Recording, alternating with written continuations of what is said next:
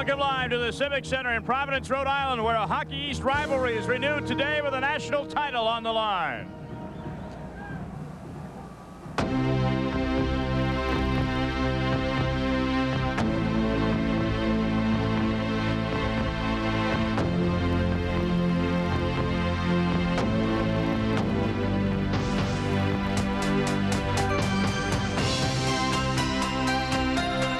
Last year, I think we're just happy to be there. I think this year we're not happy with just being there.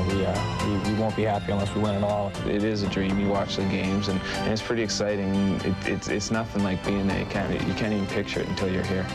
We've won the Bean Pot and the Hockey East Championships, and those were both great times. You know, it's great to be around the teammates and hoist those trophies up. But this one is just so much more it would mean so much more for everyone that I can only imagine, you know, how spectacular it would be. It's a great feeling just to win, and winning is fun. Winning is it's just a good time, and you know, winning college hockey and the elite Division I NCAA, I think it'd be great honor to pull that out.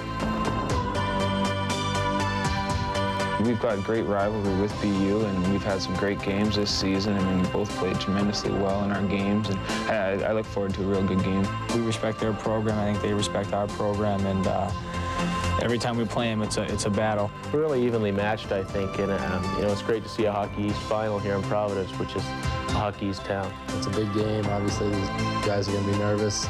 You know, if you're not nervous going into this game, probably something's wrong with you.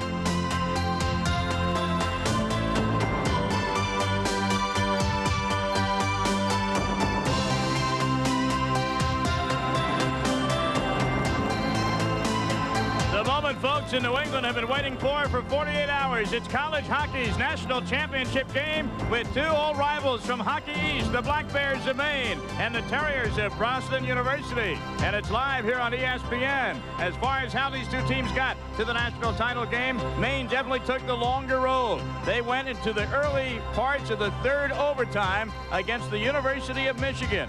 The game lasted 100 minutes and 28 seconds. And on this faceoff, Maine's Dan Schermerhorn, unguarded, took the puck, put it in the net, and the longest playoff game in history was history. As far as BU, this goal by Chris O'Sullivan helped break up a game that was tied after 2 periods, and the Terriers went on to beat the Golden Gophers of Minnesota. A pleasant good afternoon to you, everyone. Across the country, I'm Tom Mees with Bob Norton. Two Hockey East rivals, Bob. These two teams really get after each other. They've played each other before. They've had some great contests. Very, very competitive.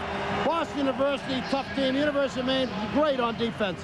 Now, the Maine defenseman we'll watch today, Torian Imes. Well, Chris Imes, probably the greatest defenseman in the history of Maine hockey. Second-time All-American, U.S. Olympian, out of the Iron Range, Birchdale, Minnesota. And, you know, Torrey has had such a great season for them.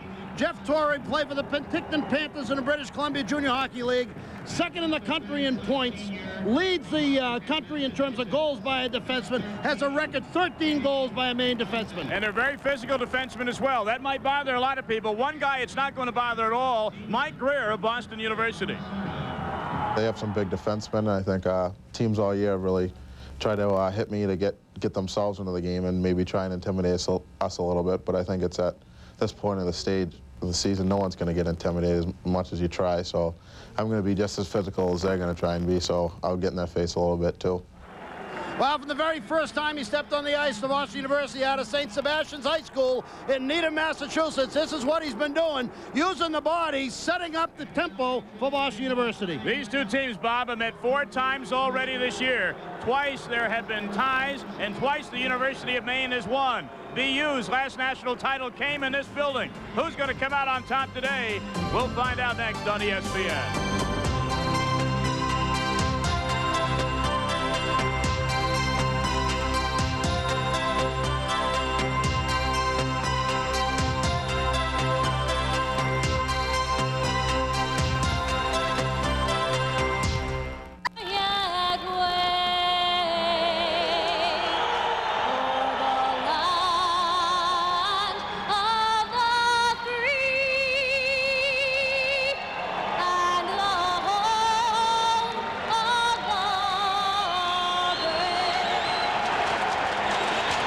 Spangled Banner getting a big cheer from the sellout crowd at the Providence Civic Center in Rhode Island. Tom Mees and Bob Norton back with you. Bob, we're just moments away from the face-off. And the two guys, it always comes down to the two guys in the nets. And for Boston University, they're going with a freshman today. Alternating goalie system. Derek Orlowski played the semi. Tommy Noble out of one of the great high school hockey programs in the country. Catholic Memorial in Boston, Massachusetts. Tommy hasn't lost since January 26th. 4-2 loss to New Hampshire. He's played splendid hockey in the nets for Boston University. No surprise to those who follow the team. And what can you say about the performance of Blair Allison for Maine? He was just spectacular on Thursday. Glad to see enough of him Thursday. Yeah. You know, we kept telling you how good he was. 49 consecutive games. That's an all-time record at the University of Maine. And you take a look at his save percentage in all the categories. He's among the top goaltenders in the country. And one of the big saves, in fact, a game-saving save on Michigan's John Madden, who came steaming down the slot Thursday afternoon in OT. One-on-one against the goalie, and he just stands him right up at the top of the crease. Tremendous play. So it's Allison against Noble, Maine against BU. It doesn't get much better than this. The title on the line. College hockey's national championship game about to commence on ESPN. Sean Walsh, the excellent head coach of the University of Maine, looking for his second national title in the last 3 years. Hockey East Coach of the Year and Spencer Penrose National Coach of the Year in Division I. And the veteran Jack Parker has one national title to his credit, that back in '78 in this building. 112 wins, 52 losses, and 2 ties in tournament play. He's been a great tournament coach. And these two teams, Bob Norton, and you've seen them play each other several times this season. 2-0-2 the season series in favor of Maine, but all the games have been close. They sure have. You have a 3-3 tie. That was at BU. You have a 5-5 tie at Maine. You had a 6-5 won by Schermerhorn, 6-5 overtime win in the Great Western Freeze-Out, and a 6-5 win by Maine at Maine. You had a 0-0 tie last year. In the last 6 games these two teams have played, there have been 3 ties over 2 years. So you put all those numbers together, and we expect an exciting and close game this afternoon. The winner is the national champion in men's Division I ice hockey in 1994-95. And play is on in the Boston University end, and the freshman goaltender Tom Noble backhands it around the corner, but not out. The Black Bears of Maine in their road uniforms as the lower seed, technically, in this tournament final. The Boston University Terriers in their home white with red trim. And the puck now behind the Maine net. Conlon is there for Maine, takes a hit from Prendergast, but clears the zone. Back for BU is Shane Johnson. Number 27, Johnson off of the stick of Mike Greer to center, and Maine dumps back in. Rich Brennan trying to clear it to Johnson, almost picked off there by Purdy at Maine. Wansboro doing some nice checking in the BU zone, and Chris O'Sullivan picks it up. Now Brennan with a lot of open ice, quickly to O'Sullivan, who runs into his own teammate Thornton. They got their signals crossed. We'll see if it costs the Maine. Meanwhile, has trouble getting out of its own zone, and finally the puck comes loose to center. 4-man scrum. Big Mike Greer is there to get it loose. And a change for the Maine Black Bears. Thought that might have been an icing call on Greer. Dodged the bullet. Referee waved it off. All-American Chris Imes of Maine dumps it into the BU zone, but it comes all the way around the boards and out to center. Now into the Maine zone. Imes will have to get there. Does so in time, just beating Jay Pandolfo. And the bodies are hitting early as Kelleher sends it back into the Maine zone. Burnett, he takes a hard check against the boards. Pandolfo hit brutally there by Lovell of Maine. Non-stop action since the opening face-off. We've played 2 minutes. No score. Here's a giveaway in the Maine zone. Pandolfo. And his turnaround pass is in the corner to Sean Bates. Bates back to Sylvia. Sylvia can't control it. Sylvia getting his stick up.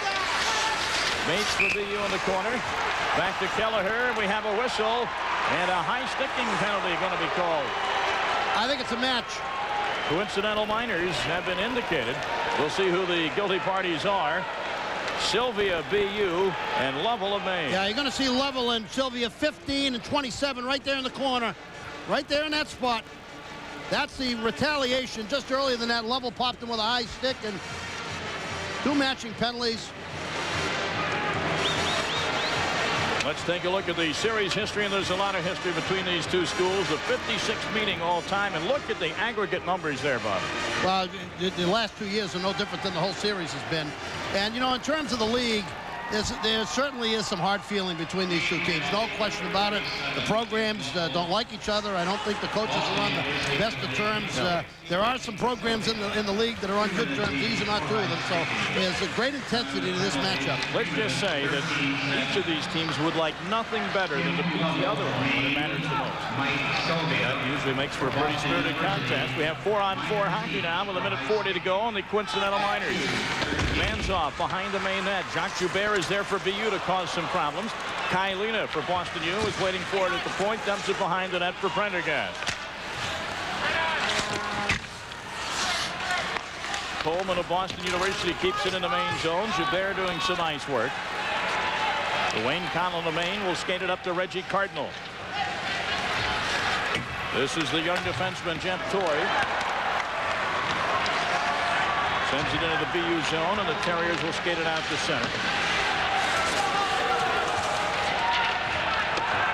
Now it ends up deep in the BU zone again. Kylina, the steady senior defenseman on a Helsinki Finland, makes the right play off the boards. Still 53 seconds left in this 4-on-4 situation. Over the stick of Imes. Sean Bates of Boston University goes for it in the corner. Imes will tie him up and they'll push. Wansbrough tries to control for Maine. Here's Purdy at center. He's got a lot of speed on the left wing. He'll try and get around Shane Johnson and can't do it. Pretty well played there. The one-on-one by Johnson as Purdy poked the puck by Brennan at the blue line. Puck comes back into the main zone. BU gets some fresh bodies on. 22 seconds left in the 4-on-4. Jamie Thompson, a quick shot, and the first official shot on goal is a save by Noble. Puck is poke checked away by the BU defense. Nicely done again by Shane Johnson and big Mike Greer, the man you heard so much about on the left wing. Greer centering pass just over the stick of Thornton. Soft hands for Greer. He's 6 foot tall, 240 pounds. And he can play physically, but also has a nice touch.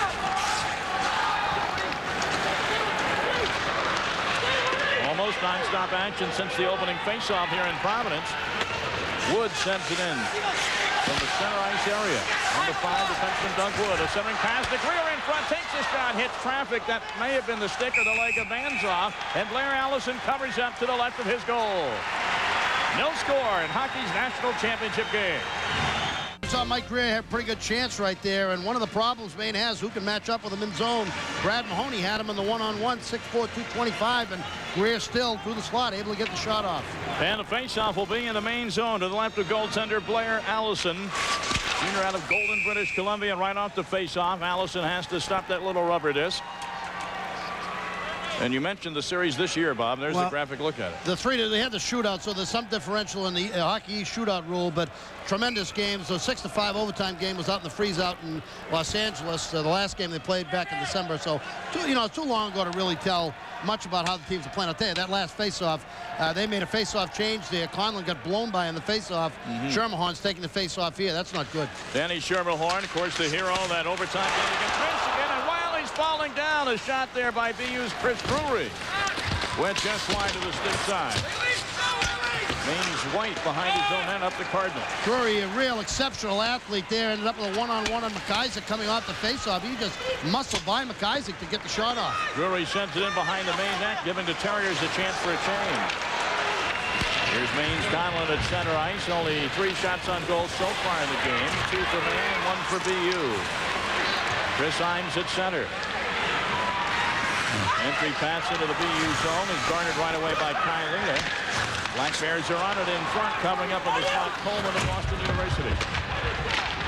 Around the boards for Sylvia over his stick. Luna goes back to get it.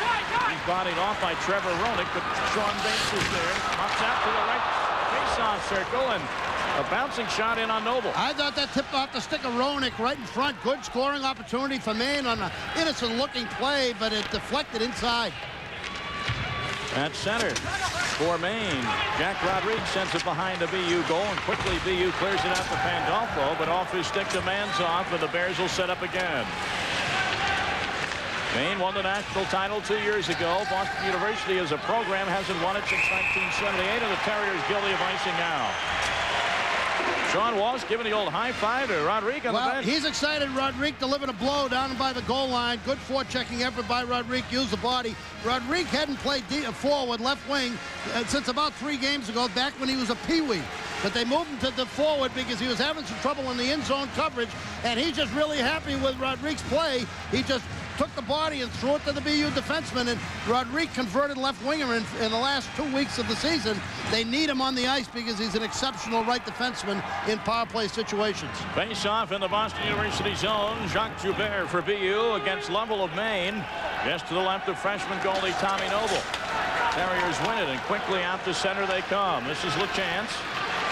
Brother Scott LaChance of the NHL's New York Islanders. Who had a heck of a game, Bob LaChance did, against Michigan. Jacques Joubert sends it into the main zone. Torrey is there for the Black Bears. Prendergast blows it, but is hit right away and loses possession. Thompson, a nice pass over to Manzoff, who carries in. But his pass hits the face mask of one of the BU defenders, Brennan, and leaves the playing surface. Right now, the tempo of the game is at a tempo that Maine would like to play at. It's a tempo of up and down the ice with center ice turnovers. Maine is very, very good at turning the puck over and creating offense off center ice defense. That's their strength. They haven't been pinned back except for one short bit of time. They haven't been pinned back in their own defensive end where BU's been able to get the puck in deep, which is the way they play best.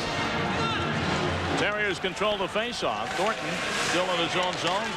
Gets it out to Greer, and here's O'Sullivan with a lot of speed on right wing. He's got a trailer, so O'Sullivan decides to take the shot, and Allison saw it all the way and kept his arm close to his body to make the save. That's a pretty good play by an exceptional hockey player, Chris O'Sullivan, out of Catholic Memorial, Dorchester, Massachusetts, playing against Brian White. Comes in off the boards. Sees a left shot coming in off that right side, and if he can beat the defenses to the inside, he's going to squeeze by the boards here. Now come in on White. Left shot gives him an advantage here. Snaps that off. Allison takes the shot, cuts off that short side angle, but because he's a left shot here, Tom, he's got to protect on the far side as well, so that presented a difficult situation for him once O'Sullivan beat White to the inside. He's very tough right from that left wing side. That time O'Sullivan ended up on the right side, off wing with a left shot. Another good job of Boston University winning the faceoff. Thornton won it cleanly, but nobody was back there backing it up. Ends up in the BU zone, and Maine is on it now to the right of Noble. Purdy just sends one in top of the circle, well wide. Turns around the boards, and Kelleher for BU. Purdy takes the turnover off the stick of Thornton, top of the circle, fakes the shot, looks to center, and Noble sticks it aside. That's a perfect example of a center ice turnover. They just popped the puck up in the middle, and Purdy ended up with a pretty good chance for Maine.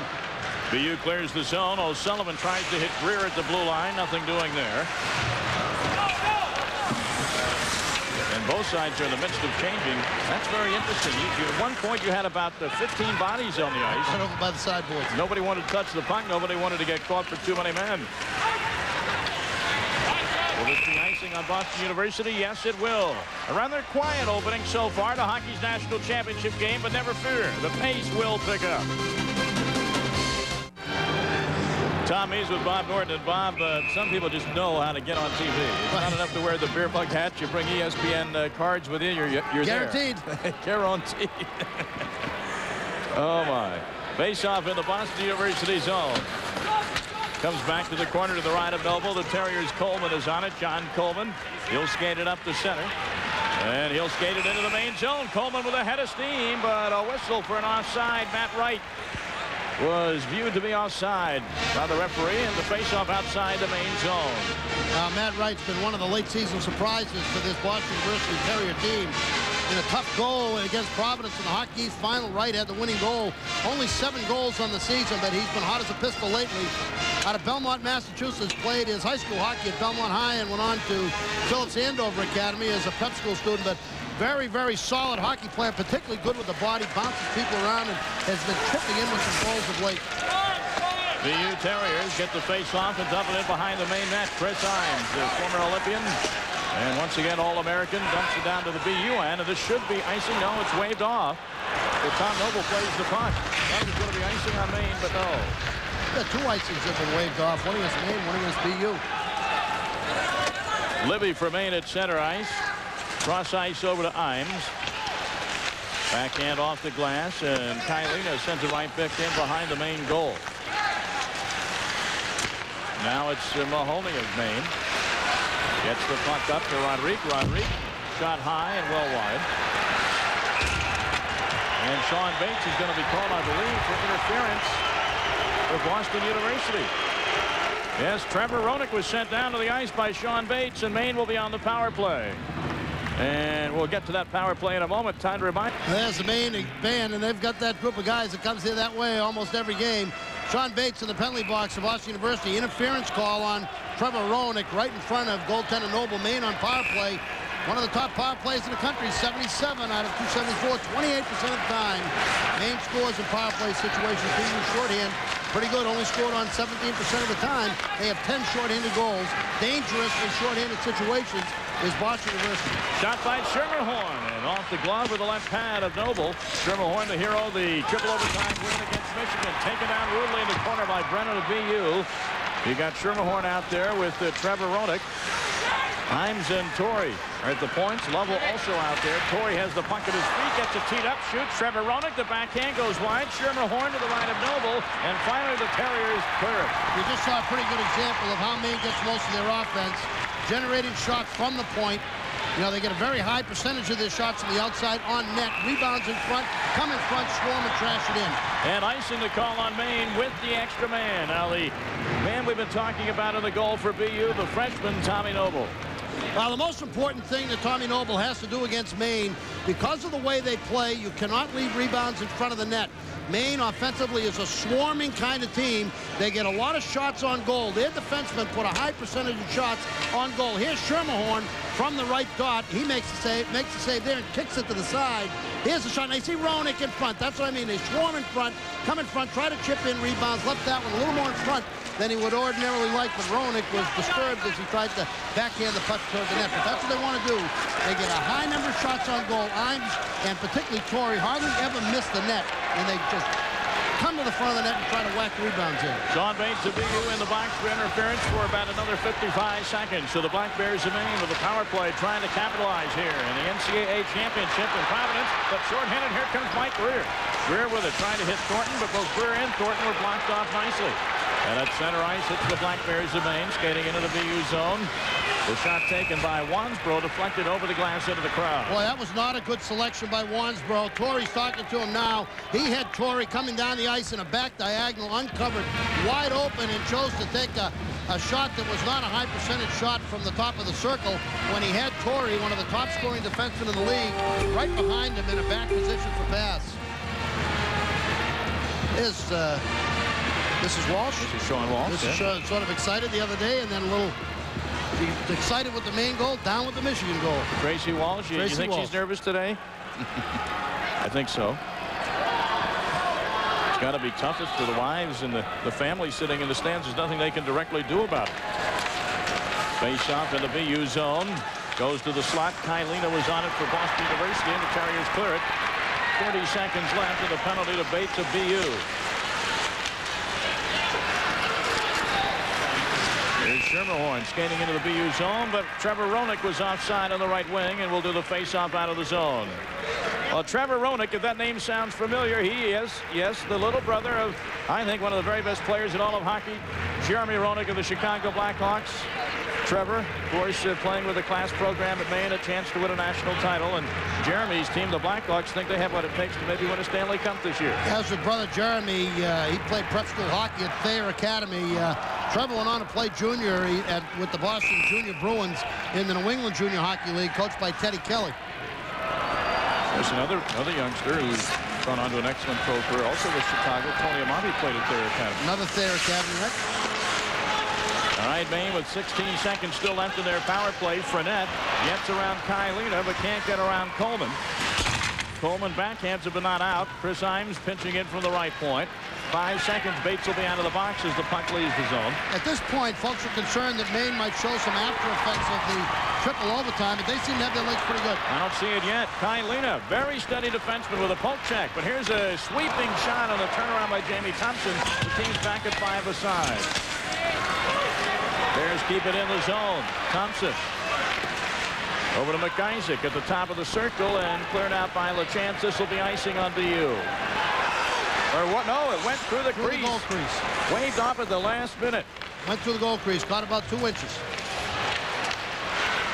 To get my eyes sharpened. Didn't think it had a chance to hit a piece of the crease, but it did. My eyes are a long way from sharp. Need help. Left at center, through center into the main zone. McIsaac back for it. Chris Drury is on him. And Schermerhorn at center. He'll try and get around the defense. Can't do it. Roush is there for BU. Excellent defensive play. Each team in their own zone so far. And another penalty being called against Boston University. And Shane Johnson will go to the box. 2 minutes for interference on Johnson. You know, the word, I think, went out to the officials after the double overtime situation between Michigan and Maine, where glaring penalties were left uncalled. I think the word went out to call them, and interference here. Well, Schermerhorn played in that triple overtime game. He was the hero, scored the game-winning goal. We asked him what it was like to play over 100 minutes of hockey. It was a big game, and you know, 3 overtimes going into the 5th, 6th period. Got a little nervous, and you know, just wanted to end it. Everybody's legs were jello. I wouldn't call it fun. I'd call it exasperating. It was fun when it was all over, but you know, it was a lot of tension, a lot of nerves on the bench. Exasperating, Bob. 2 minutes for interference on Johnson. And I think when you see the action called away from the puck, the interference away from the puck, pretty clear the referee's going to call it close to the vest tonight. Hockey East officials in tonight's game very familiar with both teams. So play is on again in the BU zone as the Black Bears, their second power play, got 1 shot of the first power play. Puck is teed up and hits traffic in front, comes back to center.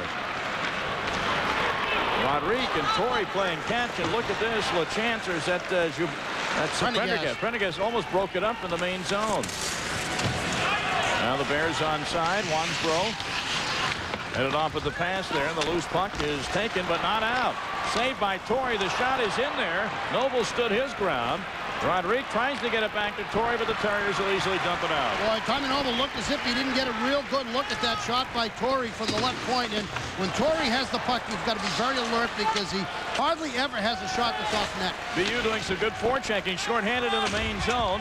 Puck behind the main net, and Torrey is on it. Bates is on him. Coleman pinches in from the point to try and keep it in. This could be a double-edged sword. Look for a good poke check by Bates at center. Bates and LaChance on the ice here tonight had a great shorthand against Michigan that really started to get the momentum going for Boston University against Minnesota, rather. Lovell in the main zone, and he is taken down by Greer in the first big hit by number 12, and the fans for BU love that. Blair Allison. Maine has trouble clearing their own end with the extra man.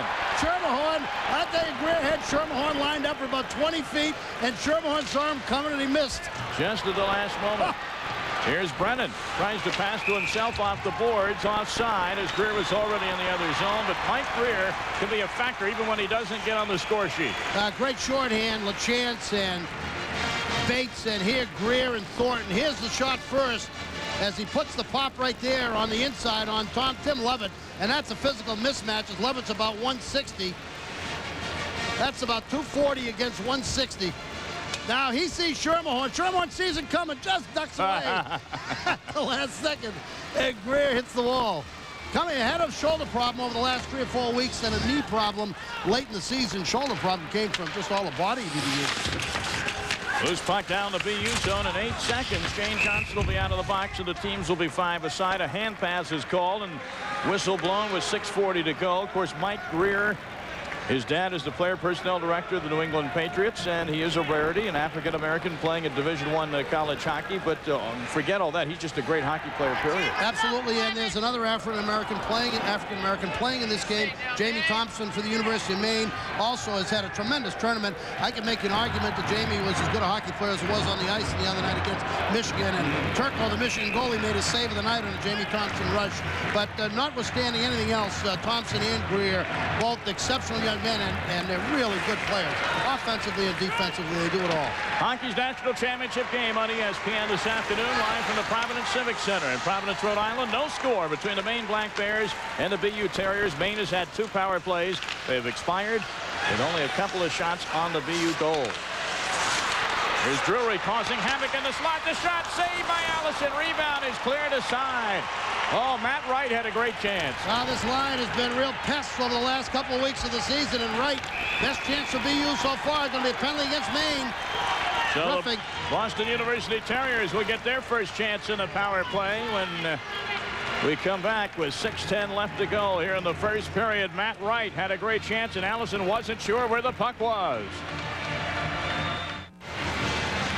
Brad Mahoney, the big sophomore out of Duxbury, Massachusetts, and Tabor Academy, goes off 2 minutes for roughing Boston University on power play. They need a power play to get the offense unloosened a little bit. Only 3 shots on goal so far this period, but Matt Wright, a great chance, sort of a confusing play in the slot between the hash marks, and Wright, who's been hot as a pistol, came up with a puck and testing shot on Allison.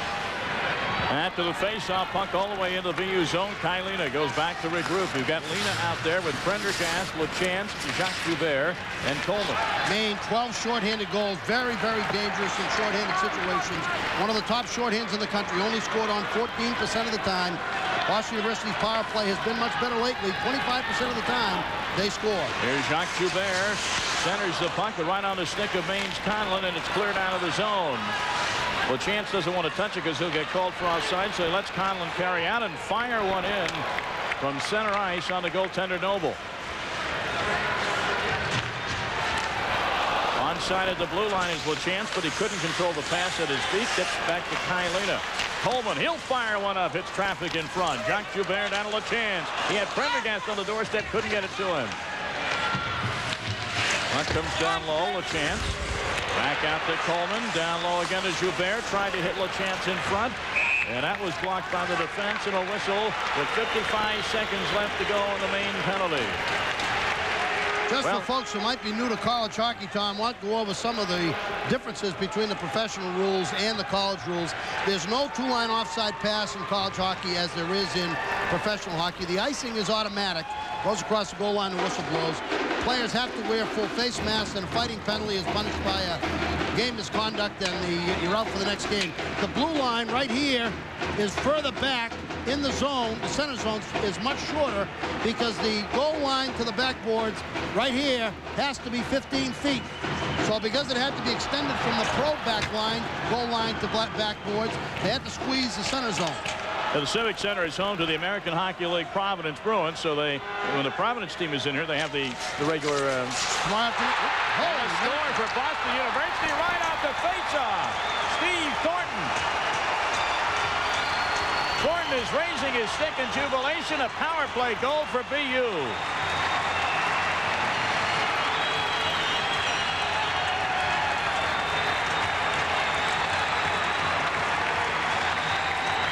This is a shot right off the faceoff. I think he just snaps this off the faceoff, watch it, and beats Allison. He controlled it. Just controlled it, won his own faceoff, got the shot off.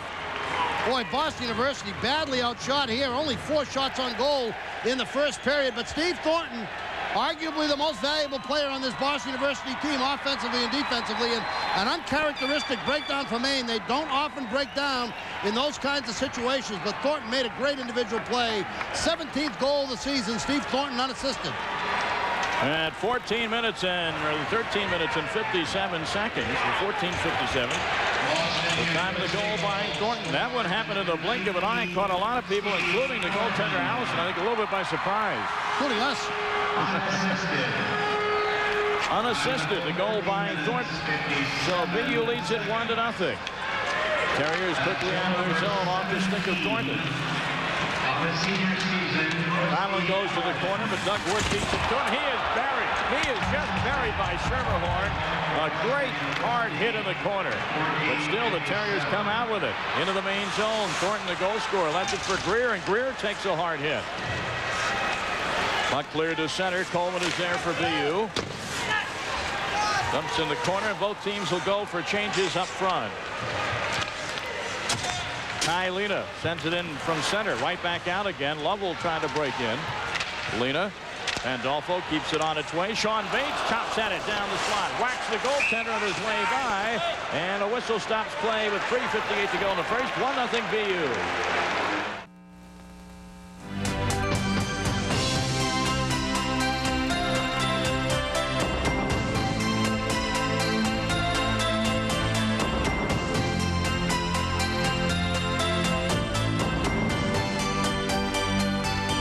trophy both teams are fighting for today, the NCAA Division I Men's National Collegiate Hockey Championship, and Boston University draws first blood on that power play goal by Thornton at 14:57 unassisted. That's his 8th power play goal of the season. Play is back on in the main end. Pandolfo tried to intercept Fournette. Pokes the puck at center down into the BU zone. Kailina goes back for it. Subtle little change as this after that goal. Boston University a little bit more in control of the play. Trying to hit a cherry-picking Sean Bates at the main blue line. Didn't work, and BU called icing. Boston University will do that a lot. They will make that long move, long pass, and one of the guys they try to hit is Bates. He's got great speed, and he's been very, very hot. He scored in 8 of his last 7 games. They'll slip Bates at the offensive blue line and try to hit him with a home run pass. Here's Lena. You'll see Bates. He's going to be swinging left to right.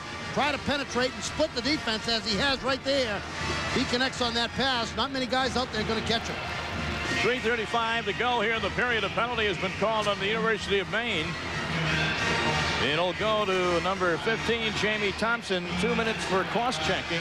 Yeah, ordinarily, Maine is not a very heavily penalized team. They've only averaged 7 penalties a game through the Hockey East season. That was second in the league and among the lowest in the nation. Boston University, Tom, has markedly cut down their penalties from last year. Last year, they're up near 11 penalties per game. They're down just over 9 this year. And that's been a big difference in where they are this year and how well they're playing. Times of Maine. Reggie Cardinal back out of his zone, had no play shorthanded, so he'll just ice the puck down in his own zone, or Rankin in his own zone, and McIsaac whacks at it, ends up over the BU player bench into the crowd. Yeah, he didn't want to do that. You know, what that did was to bring the faceoff back into the Maine defensive zone, when really what should have happened, had he just put it off the sideboards, it would have been down the BU end, killing some more time off the clock. Now you have a faceoff halfway in your zone, and just don't want to let BU have a chance to have possession to your own end of the ice. Cardinal and Jacques Joubert will vie for this face-off, top of the circle in the main zone. BU on its power play unit here. Kelleher gets it at the left point, lobs it in on goal. I don't know if Allison got a piece of it or hit traffic in front, but it went wide right. Joubert behind the net, back out to Brennan at the right point. Fans on an entry pass to the corner. Hines with a chance to go for it. Loose behind the Black Bear net. Nice job by Prendergast, digging it loose. The shot by Joubert, dribbles wide stick side. Joubert again in the corner. Still plenty of time left on this BU power play. Terriers leading 1-0. Maine looks a little tired here, holding on to sticks. Brennan the shot. Allison the save. Rebounded. Allison goes up and grabs it with a hand. And if Maine is tired, you could hardly blame them. They had a long afternoon on Thursday. Well, they need a goal to get the legs back in the game. They started off with real zip in the legs, but that goal by Boston University is taking something out of them. LaChance, who's a very, very good player, hadn't scored a goal since February 1st up until his goal against Michigan. There he gets a backflip, a little flipper shot up there over Allison's shoulder that he picks off a shot from Brennan by the point. Here's a shot from the right point, rebound in front, backhand. Allison is down, he's in the net, and it's no goal. The referee is right there. About half of the team is in the net, but he says the puck did not cross the line. I think it's a good call. BU wanted one here. Coleman got the puck out on the point, and the shot came through on a lot of folks in front of the net, and Allison screened in front, caught the puck up high. The one that hits you in the chest is very difficult to control, and it almost always comes down at your feet, which makes it a real problem. Puck goes off the faceoff out to the point as Mansoff just threw it right to Coleman. There's a shot inside. Puck is going to come up off Allison. Right there, hits him on the shoulder. Now it's going to drop in front of him. All sorts of folks in front trying to whack it in. Referee Levitt right there on the line to make the call. Another face-off in the main zone. Terriers have the Greer and Thornton line out now. Coleman and Lena at the points. Kailina lost it in. Allison gets a piece of it with the right pass. BU winning a bunch of face-offs, Tommy. They've been winning them since the game started. Winning face-offs begins to add up. Everyone is a possession, and as BU continues to win more face-offs, they continue to gain more possession. Greer and Thornton doing some mucking work along the boards behind the main net, and the referee lifts his arm up and says, I've got a cross-check on someone. Al Sullivan. Chris O'Sullivan, so he will go to the box and even this up at 4-4 for the next 32 seconds.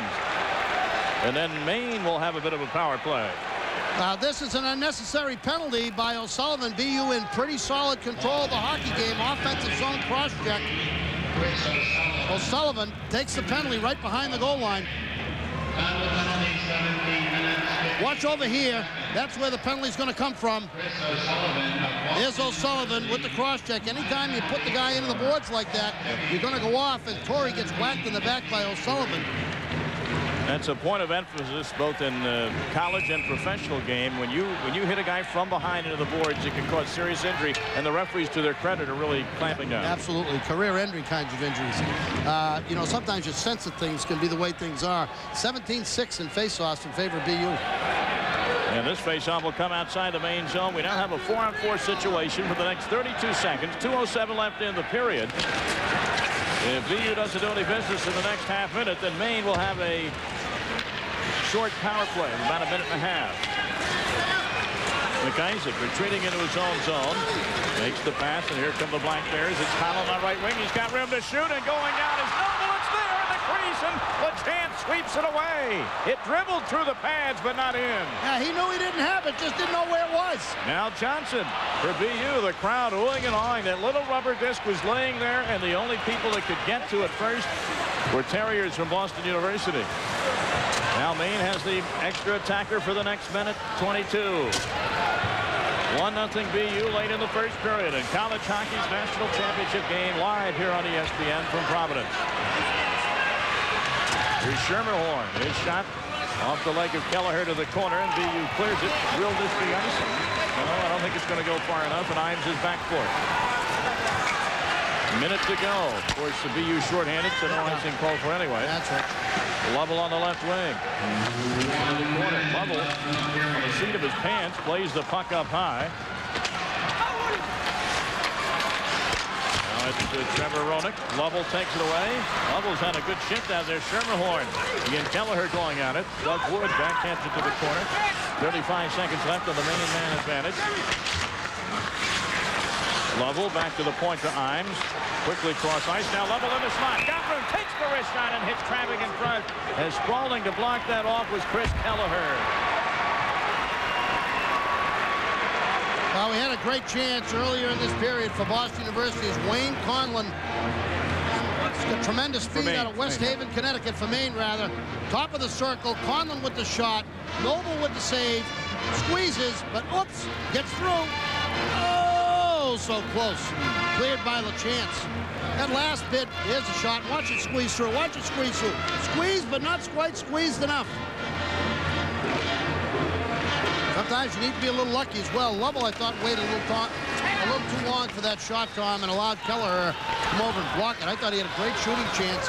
Right to slot at the top of the hash marks, but whether he hesitated, he didn't have good control of the puck or not, Kelleher came over and slid and blocked the shot. Then another faceoff call with 15 seconds left in the penalty to O'Sullivan of BU and 22.8 left in the period. No, we talked earlier, and we must have gone through about 2/3 of this period, and Boston University only had 4 shots on goal. Then they scored the faceoff goal off power play. Thornton made that great playoff faceoff. Since that time, they have 7 shots on goal in what probably is about the last 6 minutes of play. Definitely a momentum turn toward Boston University since the goal. Up until that time, I thought they were being outplayed by Maine, and the tempo was going Maine's way, but not now. Gordon Wansborough on the face-off, and another face-off win for BU allows them to gain possession and clear the zone while shorthanded. That'll pretty much do it for this Maine power play. Only 10 seconds right now left in this period. Teams are back to 5 aside for the final 7 seconds. Greer in his own zone leaves it for Thornton, who just dumps it down. No icing called for, and the period will come to an end. The siren sounds. The lone goal of the period belongs to Boston University. Steve Thornton off a face-off in the main zone about 15 minutes into the first period on the power play. After one period, Jack Parker's Terriers of BU lead Sean Walsh's Black Bears of Maine 1-0. We'll be back with our first intermission activities live from Providence in a moment.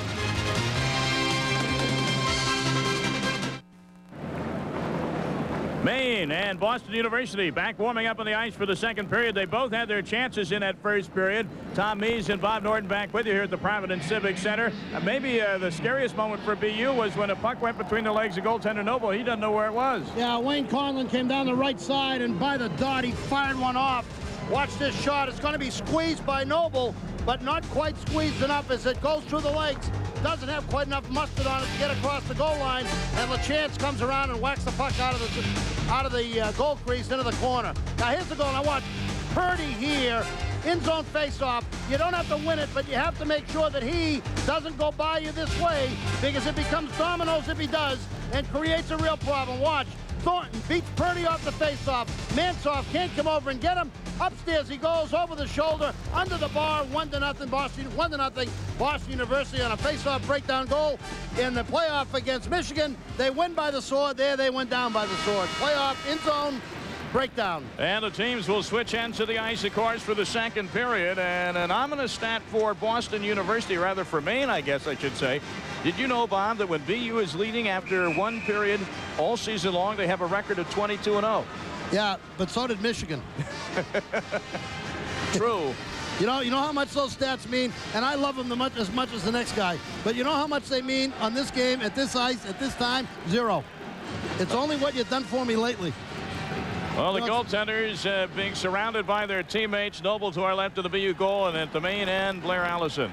You know, the one thing we see here so clearly is both of these teams, and we saw it against Michigan in the great Michigan-Maine game, when you have two great teams, and you wonder why, and I emphasize it a lot, in-zone face-off breakdowns. See, it's all mano-a-mano in there at close quarters, and one mistake has a domino effect on everything in there. And you can be playing great offense and great defense and great play up the ice and great play down the ice. But when you get into those in-zone face-offs, one mistake can potentially be in the net. And that's what happens, and that's why they're so important. And bottom line, you know, Tommy, the players hate to practice them. You know, they want to play the game. They want to be up and down the ice, as we see Jack's record leading after a period. But, you know, it's no fun for hockey players to stand at one face-off circle, drop the puck, execute your responsibilities, blow the whistle in 3 seconds, drop it again. You know, you repeat it over and over because they kill you when you make a mistake. All right, the referees and linesmen are ready. And we're set to go with the second period. National championship on the line. Boston University and Maine, two old rivals from the Hockey East Conference. Maine needs something to get this zip back in this hockey game. First half of that period, very good. After the goal by Thornton, it was as if the wind went out of the sails. Just didn't have much zip the second half of that period, and BU took over control of the game. Here's Coleman, defenseman for BU, skating to center and dumping it behind the Maine net. You would have to wonder, I guess most people would wonder, that taxing game on Thursday, if there's any ill effects still in the legs of the Maine players. Of course, BU played the late game, too. You know, they played in the evening, so they didn't have as much time to rest. Cardinal in the corner for Maine. Reggie Cardinal, full-blooded Indian out of Alberta. Number 16 for the Maine Black Bears gets it back to Mansoff, but he can't control it, and LaChance goes to center. Mansoff takes him out of the play, and McIsaac is back for Maine. Now it's Johnson back at his own end, cross ice to Coleman. On to O'Sullivan. Chris O'Sullivan hops by his man, goes to the slots. Shot by Greer is just wide to the stick side. Well, what an effort by O'Sullivan to get through that traffic.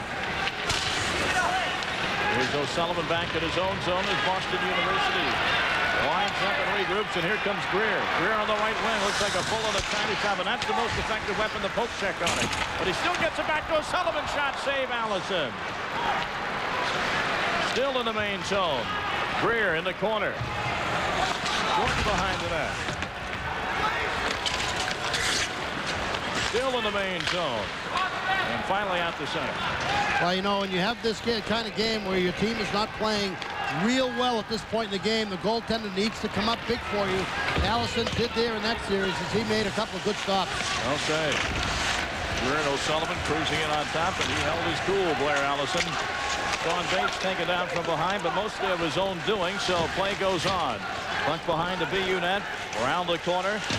Pandolfo clears it to center. It's a race to see who gets there. Sean Bates and Libby takes Bates mush first into the glass. And BU, though, gets possession of the puck. Well, he really got a facial, Bates did. Thank goodness for the cage there. In the corner, down goes Mike Sylvia. Gets it to Bates behind the main net. Officials watching, but no penalties called for here, and the play goes on. Bates wanted a holding call on Libby. He just talked to the referee heading to the bench, and he can't believe Libby didn't go off a holding. Kelleher upends level legally. And back the other way. Sylvia for BU. Up to Jay Pandolfo. He's cut off in the slot, and covering up is the goaltender Blair Allison. Play picking up. Well, they brought Jeff Libby out to help them in the end zone defense, but he can't catch Bates, but he mushes Bates right up against the wall. Now, Bates went over to the boards and talked to referee Levitt about why he didn't get a holding call. Puck comes back inside, and Bates and Libby out of Waterville, Maine, just keep getting after it. The two guys right behind the line, and Libby doing exactly what he needs to do here. Gives him Bates a little shot in the mouth, and that's the one Bates was really complaining about. He went over to referee Levitt and said, what do I have to do to get a call here? He might have had a point. Yeah, no question. Face-off for the Maine end. BU's been doing a good job on face-offs all day, but the Black Bears control this one. However, they can't clear it. Wright sends it cross ice to Kai Lena. Lena has it poked away by White of Maine. And there's Matt Wright leveling McIsaac. There's Wright, number 22 in red and white. He likes to use the puck. He plays with a nasty disposition. Maine taking the puck away deep in the BU zone. Kylo behind the net. Now Cardinal in the corner. He's taken down there. And a whistle and a penalty call coming up on Boston University. The Black Bears of Maine on the power play when we come back.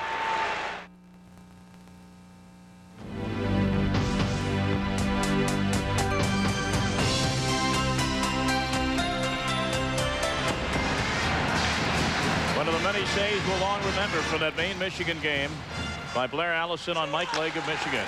So Chabert that time made sure Sherman was nowhere near the puck on that faceoff. Blocked him out. Now short-handed, Jacques Joubert skates into the Maine zone, but the Black Bears recover. They've got Imes out there with Torrey. This is Lumber with the puck, along with Trevor Roenick and Danny Schermerhorn. Washington University has only allowed one power play goal in the last 28 shorthand situations that they found themselves in, and that was to Mike Crowley the other night in the first period against Minnesota. The other afternoon, I should say. It was the other night. That's right. I was right the first time. Well, the afternoon ended up in that day anyway. Here's LaChance shorthanded, trying to skate around Imes, got it behind the net. Sean Bates couldn't control it. And out comes Maine to center. They're having trouble even getting into the BU zone here. They finally dump it in. Now Doug Wood controls for BU, but Torrey keeps it in the zone. Torrey to the slot, the pass. Instead of shooting, he made the pass taken by Schermerhorn, was wide. Well, Torrey had some room to shoot in the slot. He did. He's a great shooter. Excellent accuracy. Gets the puck on net, but he thought he had the goalie committed to him. Wanted to get it to Schermerhorn. Byron Teravain goes behind the net. Still 50 seconds left on the penalty to BU's Drury. Puck hopping over Torrey, stinking out. Quickly, the goaltender Allison gets it onside. The Wansboro is taken down, but regains his balance. Nice job by Kylina. And the Terriers clear it again. Well, there's a huge physical difference between these two teams, Tom. You just look down on the ice, and Washington University physically much bigger than the University of Maine hockey team, both in the forward and defense positions. Here's Maine at center. Purdy tries to get around his man Coleman, can't do it.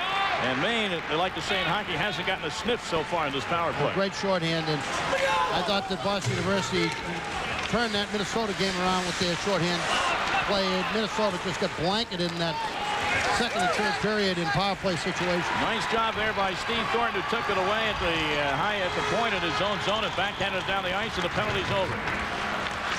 Teams back to 5-a-side, and the BU Terriers. Roush with a shot. Another shot saved. 2 or 3 saves there by Allison as Roush was in there. Pandolfo also. Here's Drury behind the net. Pandolfo for BU. Bodies flying all around the goaltender, Blair Allison, and the Terriers still keep it in the main zone. Look at McIsaac. He has a wrestling hold almost on number 15, Mike Sylvia, but play continued. Here's Pandolfo with a shot, just wide, glove side. That didn't miss by much. 14 minutes to go here in the second period. 1-0 BU. LaChance whirls around, tries to break the defense, break through it, can't do so, and Imes just shovels it over the glass into the crowd. Well, Maine and BU have had differing roads here to the Hockey National Championship game. Of course, Maine had that 3-overtime thriller against Michigan on Thursday afternoon. You can see Maine had to defeat the University of Denver. That was at the Eastern Regionals in Worcester. Then came here and outlasted Michigan. I don't think beat is the right word. And BU, of course, with a win against Minnesota last night. And both these teams have won the brass ring before. I'll tell you what's important right now, Tom, is how long Allison can hang Maine in here when they're just not playing well. Jacques Joubert was tied up by Trevor Roenick in the slot. No, they're being outplayed by Boston University since about the halfway mark of the first period, but it's only 1-0, and as long as Allison can keep them in the hunt and keep the game like that, keep it close, Maine has a chance, get the legs back, have something happen positive. Terriers onside, but the puck lost in the skates of LaChance, and Maine breaks into the BU zone, down the slot, Chris Ives, backhand, deflection in front, and high over the net. Mahoney got his stick on that. Now Chad Johnson in the corner for BU, gets it out the center, but Chris Imes, the All-American, stops the BU play. Jacques Joubert picks it up again, tries to get around Imes and can't do it. Picked up in front to the backhand, never got through on Allison, and taken down is Chris O'Sullivan. No penalty called for there. Icing though is called for on the Black Bears. 12:59 to go in the second. Still 1-0 Boston University. The score is only 1-0, but Boston University has been in control of the game for a while. Allison with a nice save here. Puck sort of loose there, and Roenick goes by it. O'Sullivan picks it up. Dangerous coming in off the backhand. Allison pokes it away. And back to line. Back to the shot for the right point by Wood is sticked aside by Allison. Here's O'Sullivan again sending it wide. And behind the net, Parmentier remain trying to come through the zone any way he can. Terriers keep the pressure on O'Sullivan. Down low. Out to Greer. Takes the wrist shot. Save Allison. Rebound. Another rebound. They score. Chris O'Sullivan.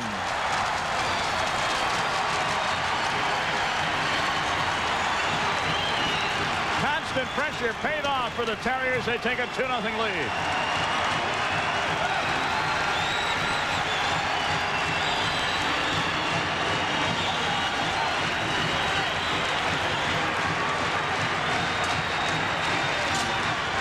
22nd goal of the season for number 3, Chris O'Sullivan. Well, a sophomore out of Dorchester, Massachusetts. Greer with the shot. O'Sullivan is camped right to the left of the net. There's Stevie Thornton. He takes a whack at it, but O'Sullivan right there, chip shot, up and over just inside the far post.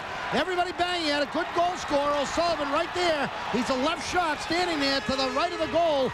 All the net is to his side. He's a off-wing shot there. Left wing, right wing, left shot. Plenty of room to shoot and catches that far post. So Maine falls down 2-0 in this game, but remember they were down 2-0 to the University of Michigan on Thursday afternoon. They ended up in the winning end. Black Bears trying to put some pressure onto the BU zone. Here's Lovell in front. The backhander, though, is blocked off by Sylvia. Jamie Thompson tried to keep the pressure on, but the Terriers clear the zone. Bates almost took it away from BU. 7:27, the time of the goal. That was O'Sullivan from Thornton and Greer. O'Sullivan, 22nd of the year. Here's Drury. Chris Drury of BU gets around his man White. Centers in front to the breaking Boston University Terrier, number 16, Kenny Roush. And Allison holding his ground as the puck ends up on the mesh behind him. Now this is just tremendous pressure out of. Now watch right here. Here's the puck over on this side. All the action's going to take place in front. It's going to be right here that the goal comes from. Keep your eye on the left corner. There's the first play. Move to the front of the net. Greer with the original shot. Watch right here. Good goal scorer. Stays in his spot. He'll stay right there and wait for a loose puck. Stay there. Wait for a loose puck. Come on, stay there. Wait for that puck to come loose. There it is. Left shot. Perfect spot. Chris O'Sullivan made no mistake. 2-0. Boston University about halfway through this game. 11:34 to go here in the second period. Boy, he didn't move. He knew he was home. Man, I'm home. I'm going to sit here and wait for one of these things to pop loose. So the Black Bears trailing by 2. They're trying to put on some offensive pressure. Tom Noble hasn't had much work. They're in big trouble here. You know, they're in bigger trouble in a 2-0 deficit because they're in a situation where they're being physically whacked around. And now they're going to take a penalty. The thing now is you have to avoid the frustrations and avoid the kind of holding and slashing. They're just being muscled. Schermerhorn's going off. I think, is it a slash call? Haven't got the signal yet, but he went right to the penalty box. He knew that he had done something wrong. 11:18 to go here in the second period. Interference is the call now, we understand, on Schermerhorn. Well, a reminder today, the Senior PGA Tour, the tradition. Our coverage continues at 5:30 Eastern, 2:30 Pacific. From Scottsdale, Arizona, Jim Kelly will be hosting the action. Entering today, Sao Aoki at 7 under par after eagling the 18th hole yesterday. Nice way to finish up. Lee Trevino is at -6 as well, and Jack Nicklaus also in the hunt. Most important part of the game right here. If Boston University can get a goal here, I don't think Maine can come back. There's a long way to go, but I just think they're going to dominate the game. If Maine can get a goal here, or even if they can keep BU off the board, there's a certain lift in that, and they might be able to get back in this thing. Right now, they're being physically whacked around. And BU just controlling action now in the Maine zone with the extra attacker, the penalty to Schermerhorn. BU setting up shot behind the net, looking to center. Still looking. Kailina down low, right in front, Joubert, Allison once, but not twice. Jacques Joubert, and it's 3-0 Boston University.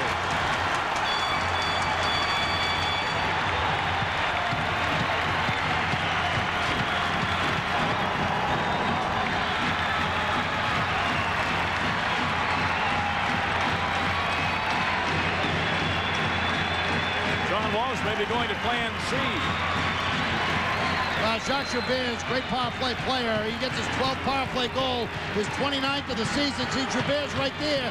Problem is, when this puck comes from behind the net, Joubert's wide open. Nobody saw him. Nobody watching him. He's got all sorts of time to take that puck, takes the rebound, and puts it over Allison. No chance at all.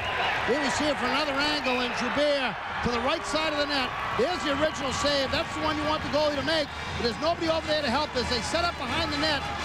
Maine's defense in zone got lost, and they all got over the left side, leaving Joubert alone.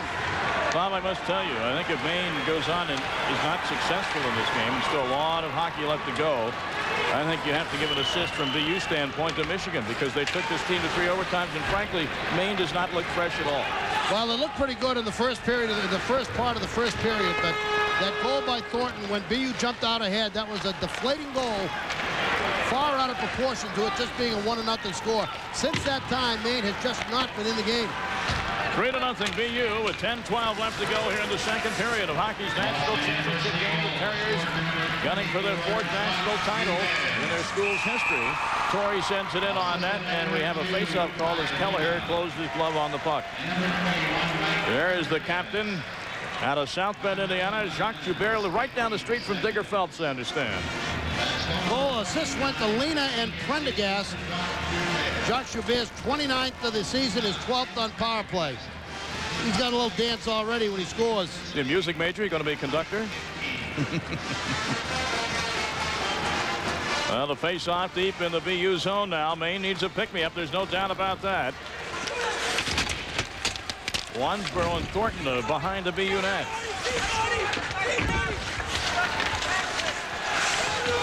Arminder joins the fray along with Johnson. And Johnson gets him out of the play. And Brennan off the stick of O'Sullivan. It'll bounce in on the goaltender Blair Allison, who covers up with Big Mike Greer on the doorstep. 9:41 to go in the second. This Maine team has played with great character all season long, but, you know, they're kids. And, you know, when you look at it, they're college kids and they need something. When you're tired, you're tired. It has nothing to do with character. You just need something to get your lift back in the game. And since early in that first period, nothing has happened for them to get them back in the hunt here. And rather than that, they've... Whoa. And off the face-off, a quick shot there, taken by Boston University's Jay Pandolfo. Second time tonight, Purdy's just been killed off an in-zone face-off. Here comes Purdy into the BU zone. He's bodied into the corner by Kailina, who's a very, very steady defenseman. Number 2 for BU. He hardly ever is in a compromising situation. Puck dribbles back to the main zone. No icing called for. Sean Bates beats Chris Imes to it. Now they get their elbows up in each other's face. And Purdy knocks it back out to center. Nobody there for Maine as they'll go for a change. Noble leaves it for Coleman.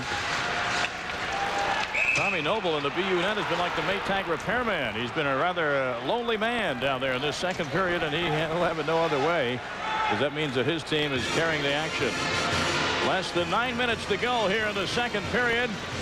The latest goal by Jacques Joubert. And are they celebrating in Boston? Right now they are. The Terriers lead at 3-0. sorry, yeah. Jack Parker Jr., could it be his first national title since '78? If so, he'd love this building, Bob. He won his last title in this building. Beat Boston College here before the days of Hockey East here at the Providence Civic Center.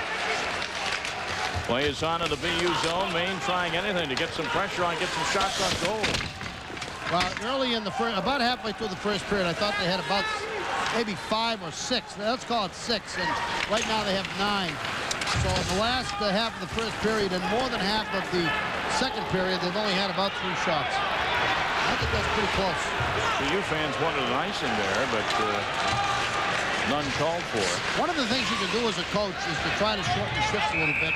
You could call a timeout. Obviously, Sean hasn't chosen to call a timeout at this point, but you can, rather than going 50-second shifts, you can really cut the shifts down to try to get some zip in. I think he's trying to get an icing call. Once there's an argument back and forth about icing, he's happy. He's got the icing call face off to the left of goaltender Tom Noble.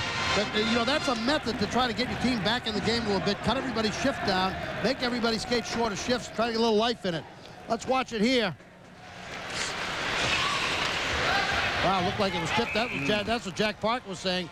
On that replay, it looked like it might have been tipped between the BU red line and the blue line. Nonetheless, face off to the left of Noble. So Thornton and Schermerhorn will go at it for this face-off, and as BU has done all day, they won another one. I don't know what the face-off total is. We'll find out, but it's pretty high. Maine in favor of BU. Maine dumps into the BU zone, and all the critical ones. I think it's 100% on the critical ones, the in-zone face-offs. Every face-off is a possession, and you know the in-zone ones become crucial, but they all give you possession of the puck. And over the course of the game, they begin to add up. 27-11 BU, 27-11 BU. That's 16 possessions they had that Maine didn't. You translate that into drives in a football game, you're in trouble, right? Well, it's just an opportunity to gain control of the puck and go on offense or prevent the other team from getting it in your end. Reggie Cardinal, perhaps emblematic of Maine's day. He was cruising into the BU zone. All of a sudden, unchecked, the puck dribbled off the end of his stick, and he had to go back to center for it. Boston University comes away with it. Drury, a little bit too far for him. Under 8 minutes to go here in the second period. Burnett runs into Coleman. That allows Kiley to run the puck to the BU. Coleman now behind the Terrier net. Coleman to center, hops over the stick of Roush, and icing the call on BU. It was 7:06 to go in the period. Now, back in 1978, what was Jack Parker? 33 years old, the head coach of the Terriers, and he won a title in this building. And that's the team. Jimmy Craig's on that team, the U.S. Olympic goaltender, Dave Silk of Olympic fame, Jack O'Callahan out of Charlestown, Massachusetts. He's on that team as well. Billy O'Neill, coach of Salem State, right here at the Civic Center. Providence Civic Center, of course, known by many sports fans around the nation as the home of the basketball Providence Friars of the Big East, but a lot of hockey history made in this building through the years as well. Face-off in the BU zone. Lovell wins it back to Frenette, takes the shot and forces Noble to cover up. There's the importance of the face-off. Well, face-off draw, and as we've said, Maine hasn't been winning many of them, but once again, right shot, left face-off circle. We have the right shot on the left face-off circle. Lovell wins the face-off. Now Frenette comes by. He's on the forehand, and the whole thing here is positioning by the goaltender. You can see not an acrobatic save there, but the goaltender Noble in excellent position. Frenette puts it right upstairs and hits him in the chest. And would you believe we have played 13 minutes of this period? That's the first shot on goal by Maine in the period. Well, I would believe that because I didn't think they've had very many shots from about that spot we talked about halfway through the first period. And from the time of the Thornton goal, it really has been clearly all BU, and that was a good opportunity. Maine digging in, a loose puck around the BU net. Noble sees it now, tries to cover it up, but whistles have blown before that, and a face-off in the BU zone. Well, Maine's starting to put a little bit of pressure on, and even though they're down 3-0, it's still an awful lot of hockey to play. If they can just get a goal. Yeah, something has to happen. You know, obviously they cannot continue to play in a way that BU clearly is dominating the game physically. They have to just get some offense and start to be able to build some momentum, some positive tempo. You know, positives build on positives and negatives build on negatives. Right now, they're in a funk where negatives have been building on negatives. They got to do some positive things. Even if it was a great shift where they put a lot of pressure on, their fans are out of the hockey game trying to get into it now and get the team going. And Maine wins another face-off in the skates. But not out of the zone. Loose in front. Goes to the left of the net. Noble watches it go. He hasn't touched it yet. Purdy had a good chance on the faceoff. Couldn't pull the trigger. Wansborough does to the backhand. It deflects wide behind the net. Now it's Johnson of BU, and he'll clear it down the ice. This will be icing on the Terriers with 6:22 to go in the period. And of course, our Sports Center battalion is out in Seattle, covering the Final Four from end to end. A little different setup here. 4 guys lined across up front on this faceoff, trying to get faceoff pressure here against BU on defense. Mansoff, left shot on the right side. He's back on defense now as they lose the faceoff. Thornton beat Schermerhorn to the punch that time, but Maine controls in their own end and quickly out to center. There is Schermerhorn on left wing, trying to get around Coleman. Can't do it. Slides into the corner. Coleman tries to control it. Here's Mike Greer along the left wing boards in the BU zone. And it dribbles out to center. And it's on the stick of O'Sullivan. Gets around his man Torrey. Takes the shot, and Allison the big save. And that was a tougher save than it looked, especially with Greer cruising on in for any rebound. Well, a lot of folks that think he's one of the best prospects in the country, Chris O'Sullivan, the left winger, converted defenseman out of Catholic Memorial, and he makes a beautiful play here on Torrey. Catches Torrey fishing for the puck and just dangles around him, comes to the top of the circle and snaps off the wrist shot. Alert Allison puts that away. Greer looking for a loose puck. And that's why it's so important to control rebounds. And Allison, that was a low shot. Allison had to stop it and then control it, because you saw Greer was unattended. Came right to the front of the net to whack one in. O'Sullivan takes a seat on the BU bench, gets a rest with 5:50 to go here in the second. 3-0 Terrier lead. Face off in the Maine zone. Comes out to the left point. Kelleher. Matt Wright. He and Libby in the corner. Now back out to center for Doug Wood, who falls down. Imes recovers for Maine. He'll skate into the BU zone. Imes takes a hard hit from Wright, who takes the puck away from him. Loose again at center. Matt Wright is there. Through the legs of Wood. Back to center it comes on the stick of Libby. Onside at center. 2-on-1. Frenette the pass. The shot. Score! Maine is on the board. Lovell. Number 27, Tim Lovell, the sophomore out of Norwood, Mass.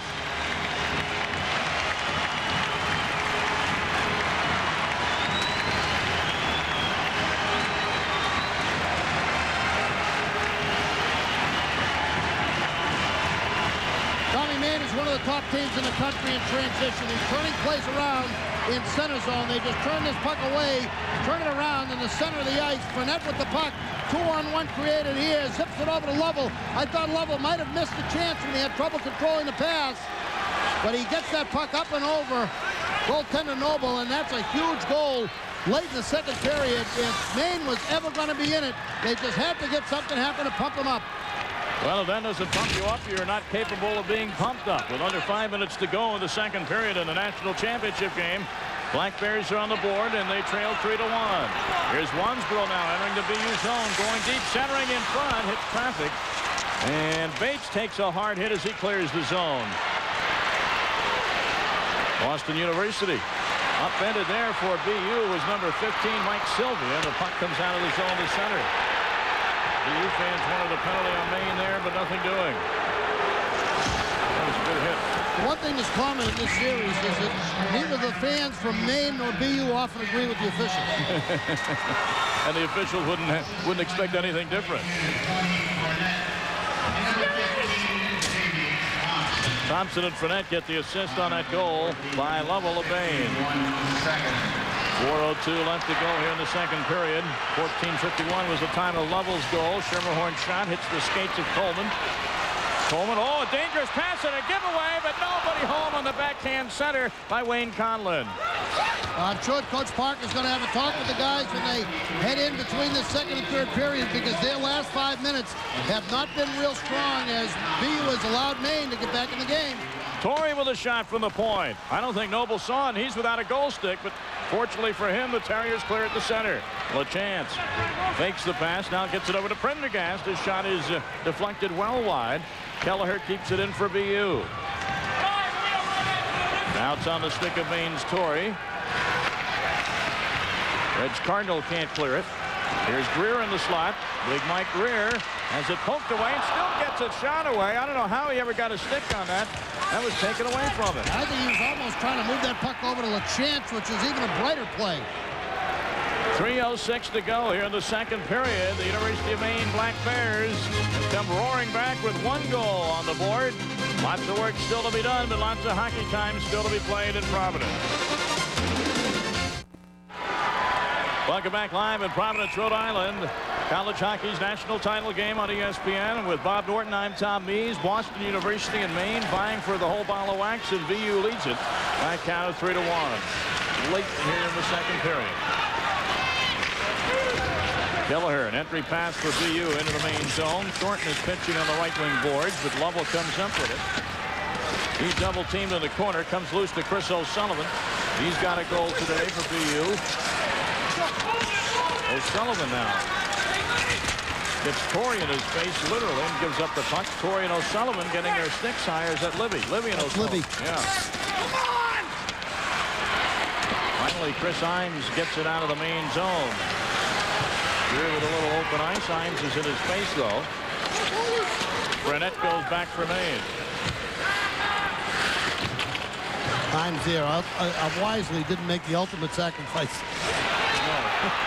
Here's Maine. They're onside. 2-on-1 and a good play there by Boston University Shane Johnson breaking up that 2-on-1.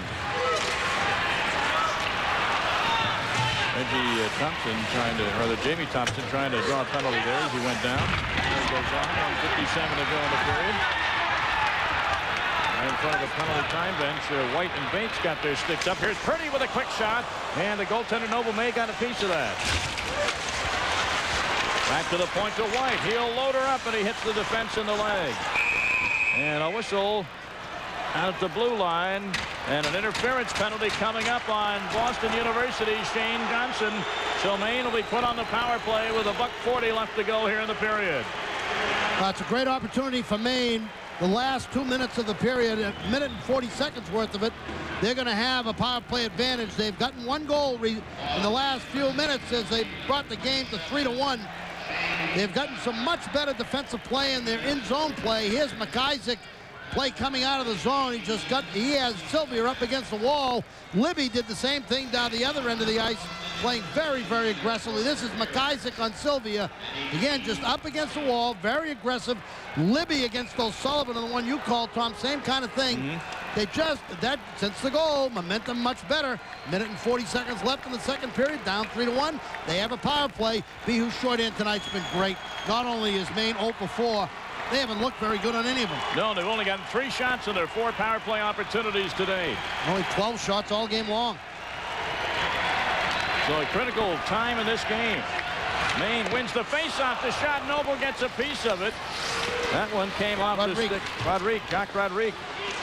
He and Torrey now man the point. Torrey tries to send it to the corner. Coleman can't clear the zone for BU. Behind the net, Schermerhorn. Hero the epic win against the University of Michigan. Schermerhorn in front. Noble is tied up by Jacques Joubert. Very nice play in the slot. Excellent play. Got weak side help out of Joubert. When they had the puck over on that side, they had an overload on that side. Weak side help. Joubert coming in, down inside to help out. Loose puck at centered. Trevor Roenick bounded there by Mike Greer. Last minute of play in the period. Maine will remain on the power play for the rest of this period. Schermerhorn tries to get around Lena, can't do it. Lovell tried to glove it with his left hand, ran smack into Thornton, and Greer says enough of this and clears it. 45 seconds to go in the period. 3-1 BU. Into the zone, Purdy. Wansboro tied up nicely there by Bob LaChance. Parmentier down to the corner to Wansboro. He cruises in. Oh, he almost had a great chance there to hit the stick of number 20, Brad Purdy. Yeah, he was a right shot, and he didn't have a stick on that side across the goal mouth for the pass. Here's a shot from the point. Hit traffic in front. The shot there taken by Rodrigue. I believe hit a BU forward in front of the net. And back the other way, LaChance, but a whistle. And another penalty coming up on Boston University. And I believe it's a slash. On Lena. 2. So now it's a 5-on-3 power play, Bob, at least for the next 36 seconds of play. And the big thing for from Maine's point of view is only 16 seconds remaining in this period, not much time to do damage. But with the break, with the ability to get fresh legs, they'll have a 2-minute power play to start the third period. That's what's important here. If they don't score here, they'll still have 20 seconds of the third period with a 2-man advantage. Right. And 2 minutes, or just about a minute 40, with a power play advantage. Well, it's a game of momentum. Rodrigue, once again, the number of times Maine gets shots on goal through traffic. Wow, I don't know how he stopped that or if he stopped it. There's Torrey. Watch Noble on this shot. Well, that's a great stop, and he got just trounced. That's safe. He was bothered. He was bothered. All right, 5-on-3. Maine, and offside on the right wing, Schermerhorn, as McIsaac carried into the zone. Yeah, I think Purdy was offside too, right by the dot on the left side. A little help from BU, but that rush, 9.4 seconds remaining in the second period, 3-1 the score. A game of momentum. First period, first half, pretty much Maine's from that first half till about the 8-minute mark remaining of the second period, almost all BU. 9.4 seconds left in this period. That's the important clock statistic now. So maybe one chance for Maine to tee it up with a 2-man advantage. Schermerhorn gets the pass over. The shot by Purdy is wide, and a rebound shot hits the side of the net. Whistle with 1.6 seconds left in the period. Yeah, they'll pull a goalie here. It's almost physically impossible for BU to win the faceoff and dump it down the ice in 1.6, so why not? Well, 3 is pretty much the mark. Sometimes people will stretch it to 4, but there's no way that Maine can score, that BU can score in 1.6 seconds, so they'll clear the nets. Now, what they'll try to do here is line everybody up across the front. I suspect they'll leave just one man back, probably Torrey, maybe Rodrigue, try to get a quick shot off the point and not worry about defense. Sometimes you've got enough time for a quick shot and a rebound. Would you try to take a shot right on the face-off? Would Schermerhorn try that? Oh, sure. If you get a clean shot, but Schermerhorn's a left shot there on that spot. He's got no chance.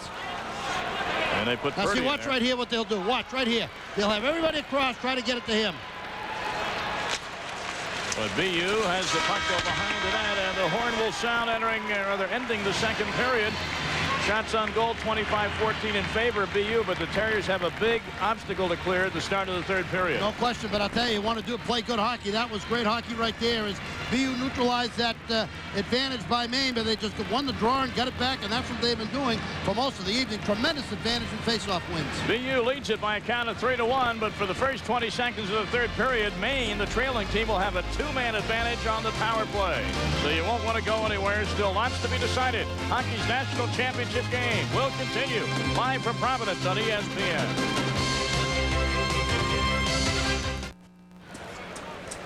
Just about set for the third period of play, and in college hockey's national championship game, 1 point in that second period, you might think the game was over, but Maine had other ideas. You know, Fournette makes a nice pass here, and Noble defending the Fournette shot in moving from right to left in the goal crease just didn't get over real effectively.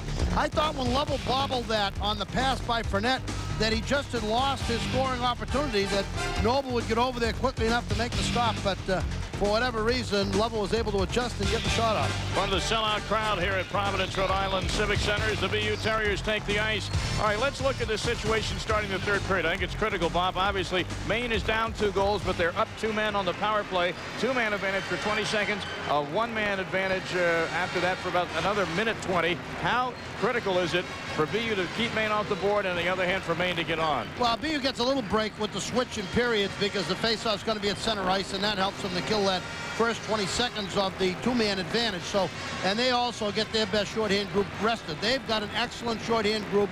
When they send out those guys like LaChance, like Bates, like Greer, like Joubert, they're sending out some folks that are superb shorthand players. They haven't given up the last 30 shorthands they've been in. They've only given up 1 goal. So their performance in shorthand has been excellent. From Maine's standpoint, if you gave me a choice and you said I was going to be down 3-1, what period would I want to have a man advantage at the beginning of the period? It'd be the third, because you have a chance really to change a difficult momentum for Maine because they're down by 2. If they score 1 here, it's 3-2, and BU starts to think about, wait a minute, we had this game and we're letting it slip away from us. Sean Walsh and his main man, the captain, Chris Imes, who reminds a lot of people of Boston Bruins' Ray Bork with the amount of minutes and the quality minutes he puts in. Well, the problem Maine has when Imes graduates is replacing just that. That's a regular performance for him. 17 minutes out of 40 minutes played, and I will guarantee you that that's averaging about 8.5 minutes a period. 8.5 out of the 20 minutes, and he will see more time in this period, particularly if this game stays close, than he did in the first two. So the Black Bears huddling around their goaltender, Blair Allison, who saved their bacon several times against Michigan, and the Terriers doing the same around Tommy Noble. Their most dangerous power play group, Tom. Imes is very good in power play, but the two guys that are the most dangerous on the point are when they have Torrey and Rodrigue. Rodrigue has an absolute laser from the right point, and Torrey is extraordinary in the accuracy of his shot, the number of times he gets it on the defensive end. Watch for BU's baits in shorthand situations. Over the last 2 or 3 weeks of the season, he has been a superb shorthand player. Well, Sean Walsh has done a great job with the Maine program, and Jack Parker done the same for many, many years at BU. A list of the winningest coaches, active coaches in the NCAA. Jack Parker third, and climbing up that ladder, Jeff Sauer. Ron Mason, of course, is the leader. And look at Sean Walsh. He's in the top 10. He hasn't been around that long. And he's lost some games because of forfeits as well. He has some wins there that aren't on the list. All that the forfeit problems they had last year took a bunch of points away from him. And Mike Garuzioni, who'd spent the first 2 periods in the press box, as he did last night, going down to the bench for the third. We're going to start calling him third period Mike. Take a rest for 2 periods and show up in the third. What he wants to do is he wants to be there for the celebration. Now, he wasn't on the 78 team that won the title. No, he was not. He had just graduated. We'll start calling him Celebration Mike. What a great leader he is. Great kid. He's not a kid anymore. I think of him as a kid. That shows how old I am. Well, play is on to start the third. Remember, Maine with a 2-man advantage. That'll last for 10 more seconds. They quickly get into the BU zone, but have trouble setting up any kind of play. Shane Johnson will be out at 5 seconds. Here's Rodrigue with that shot. Hits traffic in front. Rodrigue gets it back. Down low, Schermerhorn, and Noble slides over to save the day. Oh, boy. Now a 5-on-4 power play. Maine still set up in the BU zone. Rodrigue, the shot hit the outside the post, rebound, and the score! I believe it's Trevor Roenick.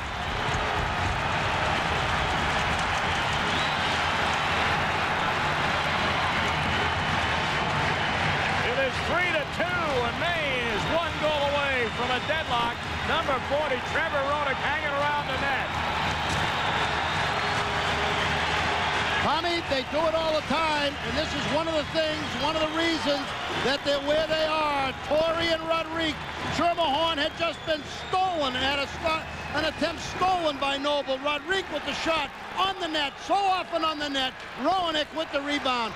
Boy, did Noble make a save on Schermerhorn. He stoned Schermerhorn to the right of the net, but when you have those rebounds out in front, those are just nothing but trouble, and Trevor Roenick, wrong guy, gets the goal. 8th goal of the season, 6th on power play. Jeremy is cheering in front of a TV set in Chicago right now, I'm sure, wherever he is, watching this game on ESPN. Still, BU is shorthanded because Kai Lina is still in that box.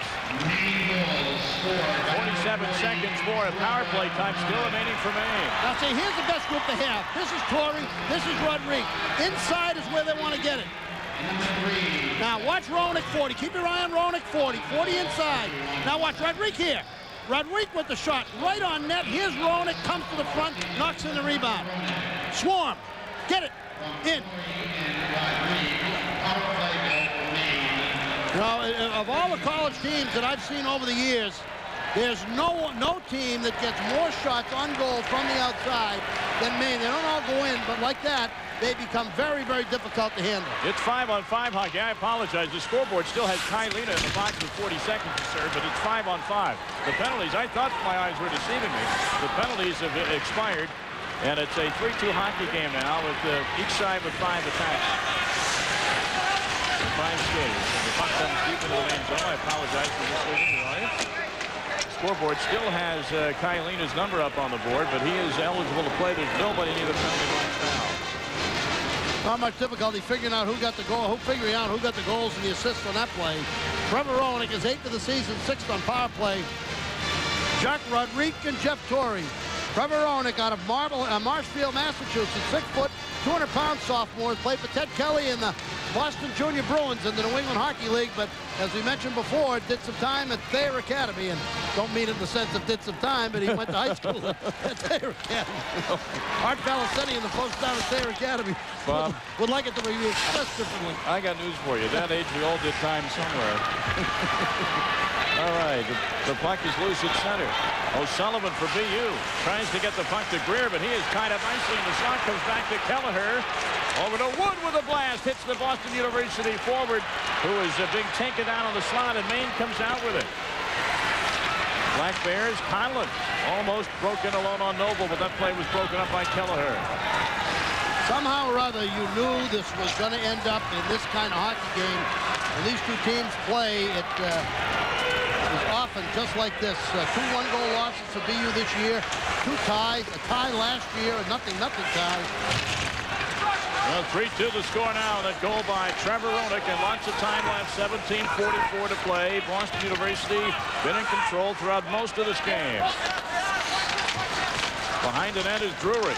Drury tries to wrap around and clearing it out of the way quickly. There was Wansboro, Maine. Drury's very, very quick. An outstanding athlete. Folks who might remember the name, pitched the Trumbull, Connecticut team to the Little League World Series championship when he's sort of a chunky 12-year-old. Look at him now. There's no physical resemblance whatsoever. No. I looked at the tape the other day. It was 5 years ago. What a difference from 12 to 17.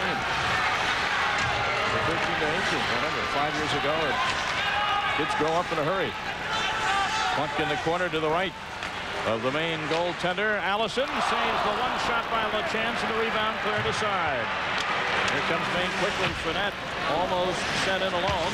Back to center. Maine playing with a lot more confidence when they have the puck. Their passes are crisper. Their legs are moving a bit better. They really look tired when they were trailing 3-0. Jacques Joubert behind the net, but not out. Torrey just bounces one toward the goal. Never got through on the goaltender Noble.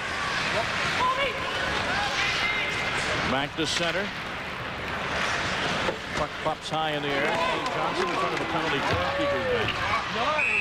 Fighting for it, and finally a whistle to stop play with 16:22 to go in regulation time. One of the things you need is outstanding goaltending, and University of Maine's been getting with Claire Allison. We'll be back with more great hockey action after this brief message. ESPN's presentation of NCAA college hockey is brought to you by the Century 21 system. When you want the best, discover the power of #1. And by Rolled Gold Pretzels, the great taste that's fat-free. Back live at Providence, Rhode Island. The Civic Center, the national title on the line, and now only one goal separating Boston University and the Black Bears of Maine. With over 3/4 of the period and maybe more left, Pandolfo through the slot, nobody home for BU, and the Black Bears clear it to center. Shane Johnson there for BU. Now making a play with it is Sean Bates, gets around his man, falls down, and off in the corner. Rouse, rather Sylvia in the corner for BU. Pandolfo can't control. Here comes Mahoney of Maine. His long shot from the blue line deflected high up over the glass into the crowd. Well, Dick Vitale, of course, this is his time of year. It seems like he's everywhere, baby. He's awesome, baby. He's everywhere. Join him. The always outspoken Dickie V gives his college hoop awards to the season's primetime players and coaches, the All Rolls-Royce team, the Human Eraser Award, and the Maestro Award for Best Coach. That's tonight at 10:30 Eastern, 7:30 Pacific Time. Now, what is Sean Walsh doing here during the break? Well, he's just working on his players, trying to get them to pick up a pass in center zone. He spends a lot of time working on the middle of the ice, and I think he's talking to Cardinal about dumping it into the far corner, hitting the far side wing on the break. Center zone defense and center zone offense, crucial to Maine's success. They do a great job in both. Here's a turnover in the BU zone. Wansboro in the corner. They just handed the puck and tried to get it out to the point for a shot, but now BU retakes possession. And Purdy carried it in from center ice offside. One of the biggest differences in hockey over the last 10 to 15 years has been the emphasis on center zone play. Now, previously, people talked forecheck and they talked defensive in-zone coverage, and people didn't talk much about center zone coverage. But as the Russians and the Europeans began to regroup, center zone coverage became very, very important. You had to defend the middle of the ice, and you had to develop offense in the middle of the ice, and it becomes an equally important part of teaching now. Here's Wood behind the Boston University net, trying to get out to Greer on the right wing. Did so, but over his stick. And Maine dumps in. Wansboro upended heading down the slot. A whistle stops play with 15-17 left to go in regulation time. Well, the NCAA this year is in Providence. Next year will be in the beautiful Riverfront Coliseum in Cincinnati. For ticket information, there's the number, 513-241-1818, March 28th and 30th in Cincinnati. Now in 97, they'll move to the beautiful Bradley Center in Milwaukee. I think that's the best building for hockey that I've seen anywhere, anytime. The Fleet Center in Boston, which is opening next year, will host this college tournament in 1998. And the Pond in Anaheim, we're going to party like 1999 in 1999. Well, I don't. You going to be there, bringing in the new century, Bob, or what? Good Lord's willing and the creek don't rise. Well, in California, the creek's been rising. Well, I'd love to be there. It'd be a lot of fun, but I'll tell you this, Thomas, my years, we don't party like we used to. Jack and I and Sean and I, we all understand that, you know. It's not what I hear. Jack and I are contemporaries. We go back a long time, as when he was assistant coach at Boston University, and Chuddy Cahoon was an assistant coach, and all those fellows coming up through the ranks. And to see Jack have the kind of career he's had, he's gone from being one of the top colleges in the East to one of the top colleges in the history, top coaches in the history of the game. And he's had a tremendous career at BU. You know, and he's done it right as well. You know, he's had character kids. Torrey on the right side here in the wing. They get a little play, working Cardinal off that center zone faceoff. Cardinal back. And Torrey tries to dump it into the BU zone. 3-2 Boston U, 15:08 left to go. And of course the coaches have their families here in attendance today. We saw Sean Walsh's wife earlier, and Jack Parker's wife is wearing the tan outfit there to the right of your screen. With the badge. That's right. Must have that. That is a part of the uniform, as it were. Waiting rather pensively to see what happens here. I don't know all the folks in that line, but I know Jack Parker's daughters are in that group as well. Face off again at center ice.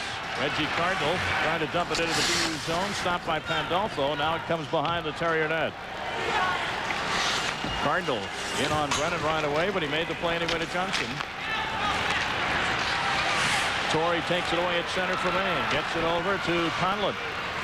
Conlon gives it away to Pandolfo. That was an ill-advised pass. Don't keep it out high. Back come the other way is Bates. Bates is right on in center. Shot, score! Sylvia, and it's 4-2.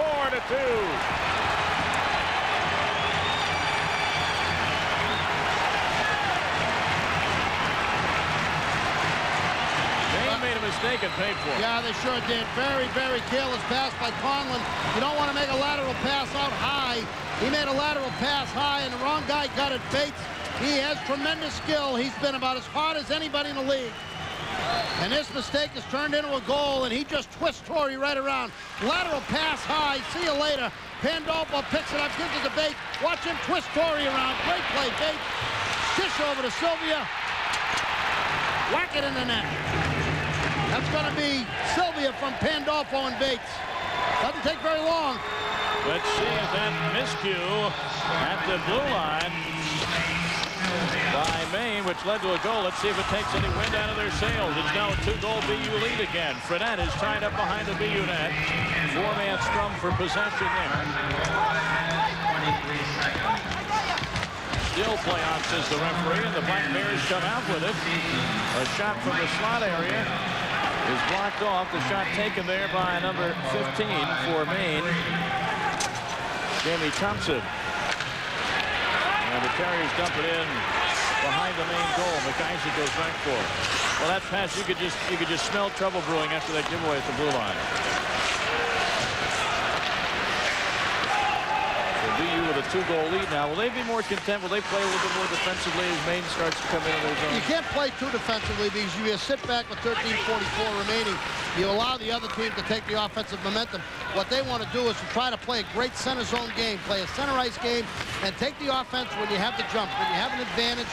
But don't try to take the offense when you don't have a numerical advantage. Dump it in, play counterattack. There's Purdy behind the BU net, looking to set up a teammate in the slot. Oh, almost got it to Parmentier, but Kylina was there to block it off. Ends up on the stick of Purdy, and it's poked off as he couldn't quite control it. I think it's Coleman that poked it off his stick.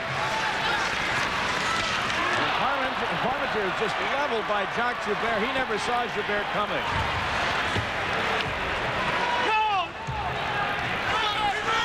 Hands off in the corner. Avoids the hit by Prendergast. Torrey with it for Maine. 12:55 to go. In the third, 4-2 now, BU on the goal by Sylvia. Brennan whips it around the boards out of the BU zone. LaChance keeps it on its way into the Maine zone. LaChance almost hit Sean Bates. Boy, Bates really made a great play setting up that goal by Sylvia. He's got tremendous speed and skill.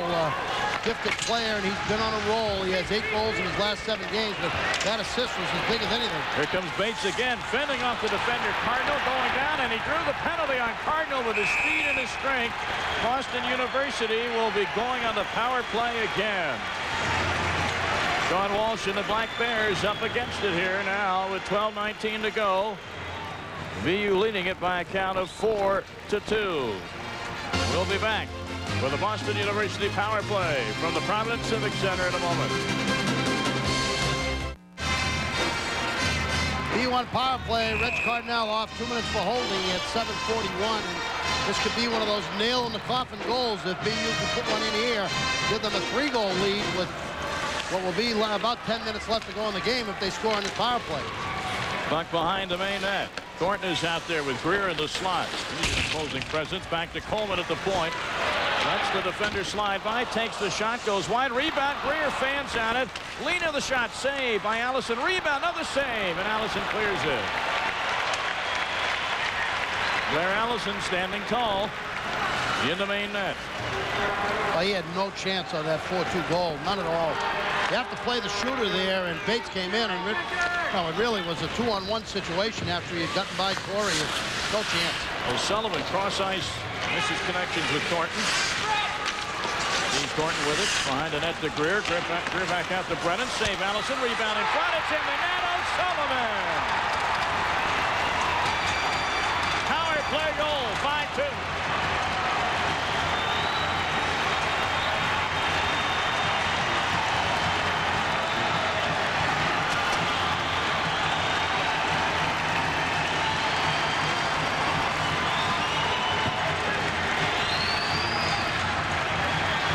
O'Sullivan. You're talking about the killer. That might be it, Bob. O'Sullivan gets the goal. Brennan the shot here, and this is one of the few times that Allison hasn't been able to control the rebound. The rebound got too far out in front of him, and O'Sullivan, again, left shot coming in from the right side. When you can't control that rebound, as Imes tries to clear it, O'Sullivan pops it in. O'Sullivan gets the goal, his 22nd of the season, 8th on power play from the kid out of Dorchester. And you know, in sports, you don't root for teams in our business. You end up rooting for people. You got to root for a guy like Chris O'Sullivan, who's had so much adversity in his life. He lost both his parents within a space of less than a year and a half. Comes from a big family. Fortunately for him, had the support. Used hockey as a means to overcome or at least deal with his grief, and he's gone on to have a great career here at BU. You just root for people, and he's one of the stories, one of the people, because of all the tragedy in his life, you root for. He's an exceptional youngster, and as you point out, he's had things not go well, but the hockey family, not only is his family exceptional, but the hockey family, the group of people associated with this sport, really gather around people having difficulty. And Chris O'Sullivan is an example. J.P. McPherson, the BU goaltender that had that tragic accident this summer where he was hurt on a bicycle, and how all the hockey community gathered around to support him was superb. And McPherson is back working out. They expect him, to be back next year? Yep. A great story. All right, play back on to the BU zone with 10:25 to go. That's what's separating Jack Parker from another national championship. First since 78, Pandolfo on the left wing, looks to pass in front to the breaking Sylvia, and it just missed connections in the crease. Nailina taken hard into the glass, but he gets the pass out of his zone anyway. Pandolfo on the left wing. Here comes Prendergast to Bates. Prendergast trying to recontrol. Pandolfo keeps it in. Maine is really up against it now. They need something in a hurry, down by 3 goals with under 10 minutes to play. Well, the fatigue that they're feeling is accentuated by the 3-goal deficit. You know, if this game was still a 1-goal game, there would be some more life in the legs. But, you know, each one of those goals is like a knockout punch to the chin. Turnover. Greer and LaChance trying to work some magic. LaChance hits the skate of a Maine defender, though, and here comes Frenette to center. Frenette trying to get around his defender Johnson. Held up nicely there. Can't do it. Brennan of BU takes it. He'll skate it to center. He'll skate it to the Maine zone. Brennan leaves it. Shot. LaChance through the crease. Comes back out to Johnson. Jacques Joubert falls down and lets Maine come out with it. You know, the strategy of having the left wing, Chris O'Sullivan, the left shot, on the right side of the power play has given Boston University 2 goals tonight, because had he not been a left shot in that position on the right side, he wouldn't have gotten either one of those goals. O'Sullivan clears the BU zone again. Manzoff goes back for it, but puts on the stick of O'Sullivan. Dumps into the corner. Taken there by Manzoff of Maine. 8.5 to go in this game. And the puck leaves the playing surface with 8.5 to go. 5-2 BU.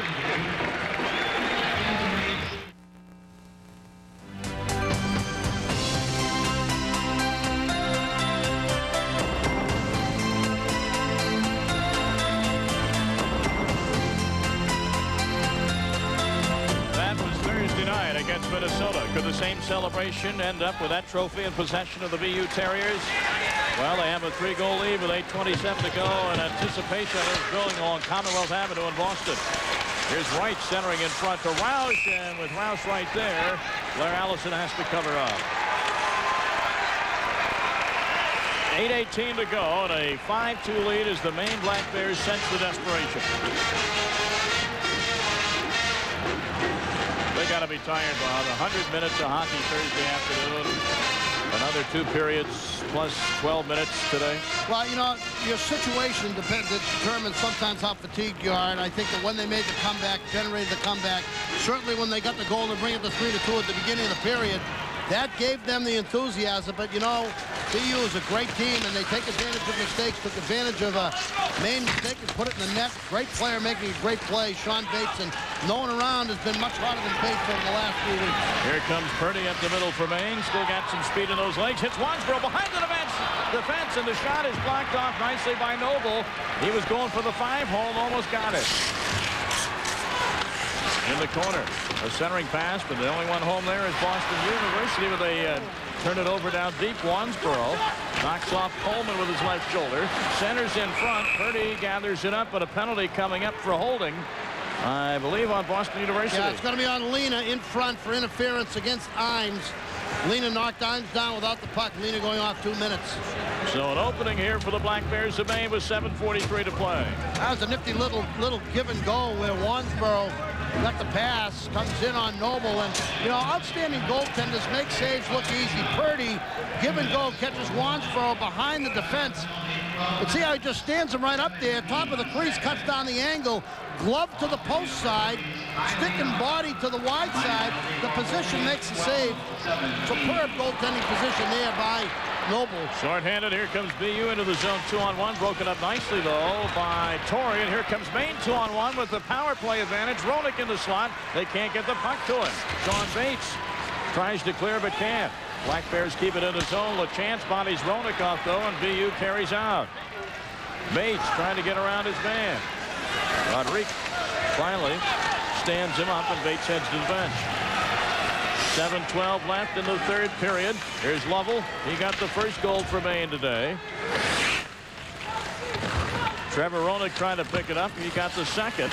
Here's a shot. Save. Noble lunges out to cover up the rebound just on top of the crease, and some tempers start to flare with 6:59 to go. He's got to be pretty pleased, does Jack Parker, with the performances of his Boston University team, along with assistant coaches Michael Ruzzioni. You saw him there, goalie coach Bill Berglund, and assistant coach, chief cook and bottle washer and head recruiter Blaze McDonald. Face off in the BU zone. 1:16 left to go on Kylina's penalty. Maine a chance to try and creep back in this. They're down by 3. Here's Torrey from the left point. Pass to Rodriguez for the shot, and it's in on Noble. It's at his feet. They try and chop it up into the net, and Wansboro is talking with the referee now. Gives Greer a shove. We could have another BU penalty here. Yeah, they're going to call a Purdy crease violation. That's what the call is, Tom. They're going to call Purdy in the crease. What the referee is saying is when you saw the puck bounce out toward the face-off circle as we look at it from the right side, once again, Rodriguez on net. Noble, top of the crease, Wansborough. Now watch on the left side, watch Purdy. See the puck's out of the goal crease, puck's outside, Purdy's in there. Yep. See Purdy on that far side? That was the call. Face-off outside. Once again, we just see as this game goes along, number of shots that Maine defense puts on the point, from the point on the net. So play back on, and the puck behind the Maine net. Torrey with it. It's up to Scott Parmentier. Parmentier into the corner behind the net for Noble. Still 49 seconds left to go on the BU penalty to Kailina, but the Terriers will ice it.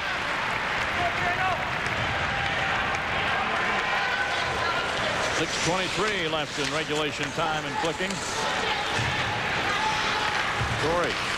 Wansborough. Try to hit a breaking Purdy. Doug Wood is there to clear down the ice for BU. Easy to play defense even when you're short-handed when you're up 3 goals. Everybody's a little bit more relaxed. Cardinal has it go too far ahead for him. Wood, though, can't clear the zone. And falls on it for a face-off with 11 seconds left in the penalty to Kailina. So while we were talking about Boston University assistant coaches, you know, sometimes he says there's Greg Cronin to the right of Sean Walsh, and down to the left there with the headset on is one of the most respected people in the game of college hockey, Tom. Grant Stanbrook, former head coach at Dartmouth, former assistant at Wisconsin, where he's won national championships with Badger Bob Johnson. And that fellow you're looking at, there aren't many men in college hockey more respected than he is. Grant Stanbrook, who is real core of this University of Maine program, and Sean Walsh should be one of the first to say that. Face off of the BU zone, still with a few seconds of power play time. Imes lets it go. Noble may have gotten a piece of it.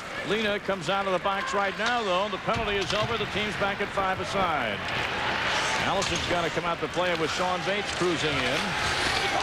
5.5 minutes to go in this one. Boston University with a big leg up on their second national title, or first one, I should say, since '78. Greer with an intercept.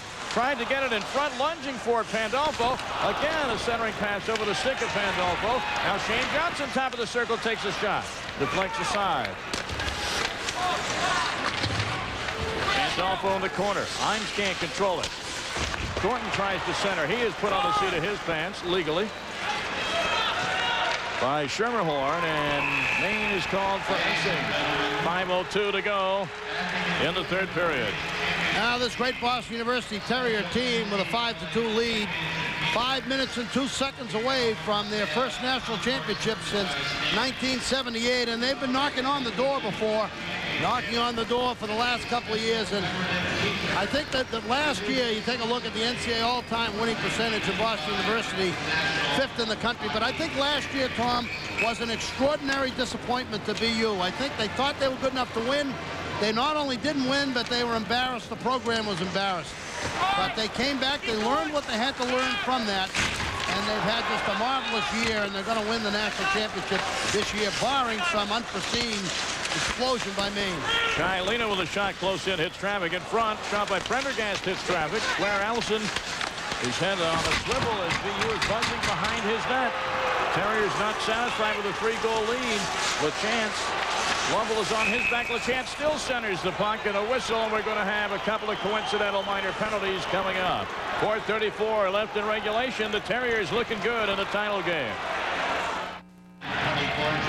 Coincidental minor penalties for Boston University. Jacques Joubert will sit out for 2 minutes, and for the University of Maine, Jason Manzoff, 2 minutes, each for holding.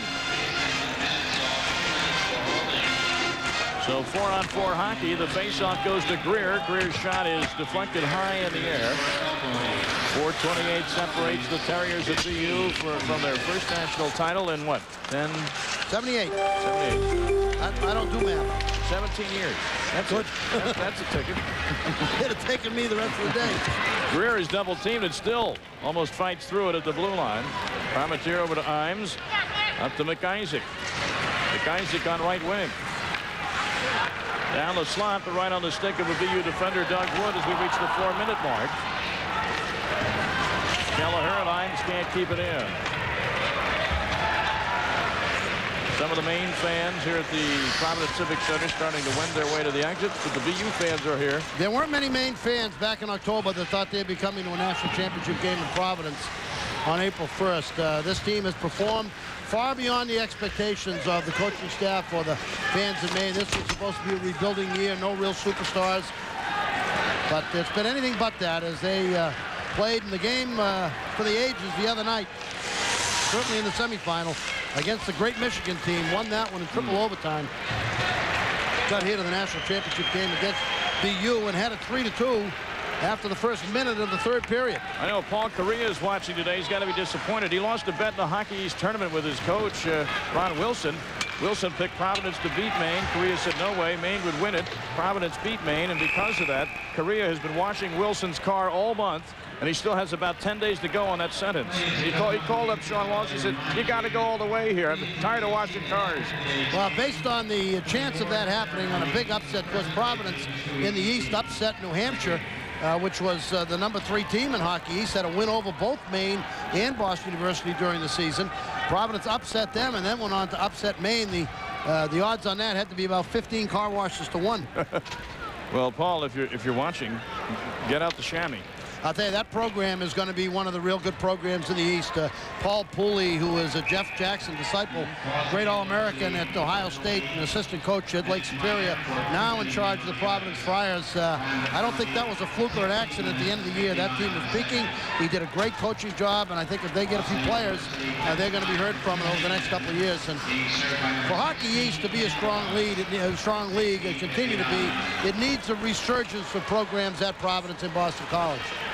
And don't forget the brand new Division I program at University of Massachusetts Amherst. The shot taken there, one-timer by Roderick, goes wide. And another penalty called against Boston University's Kenny Roush. Minor penalty, rather, well, Roush is serving it, a bench minor for too many men on the ice. So Maine had a brief power play. And now it's a 5-on-4. They had a brief 4-on-3, now it's 5-on-4 with 2:27 to go. Torrey, Roderick again, the one-timer just wide of the stick side. Time is the enemy of Maine now, and BU just clears the zone. There's about a minute's difference in time between the remaining penalty time and the time for the game. Lena actually knocked it in on Noble. Noble couldn't cover up, and a lot of sticks whacking at it. Noble says, I'm going to grab this sucker out of the air as Torrey tried to center with Trevor Roenick in the slot. Well, that was a smart move.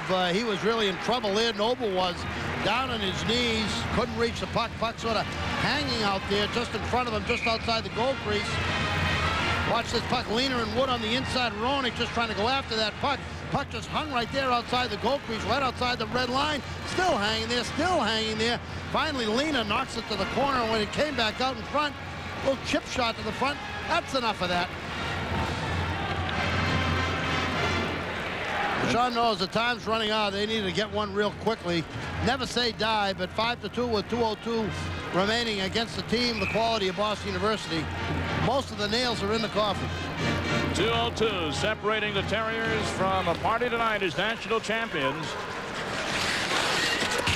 And for them, it's got to be sweet against the Maine Black Bears because, as we touched on very early in the telecast, a bit of an edge to this rivalry. Well, they'd be dancing in Kenmore Square, that's for sure, and there certainly is an edge to it. These two teams and the two coaches are not, I don't think it's so much the two teams necessarily, but the two coaches are not kissing cousins. Minute and a half to go in the game.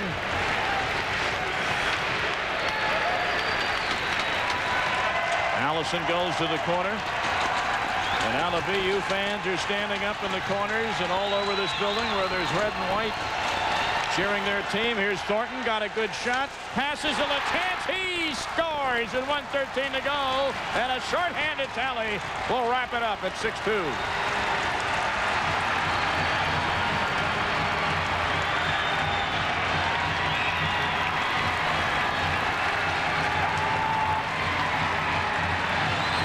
Again, you can't blame Allison, and you can't blame the Maine kids. I think they were tired coming in.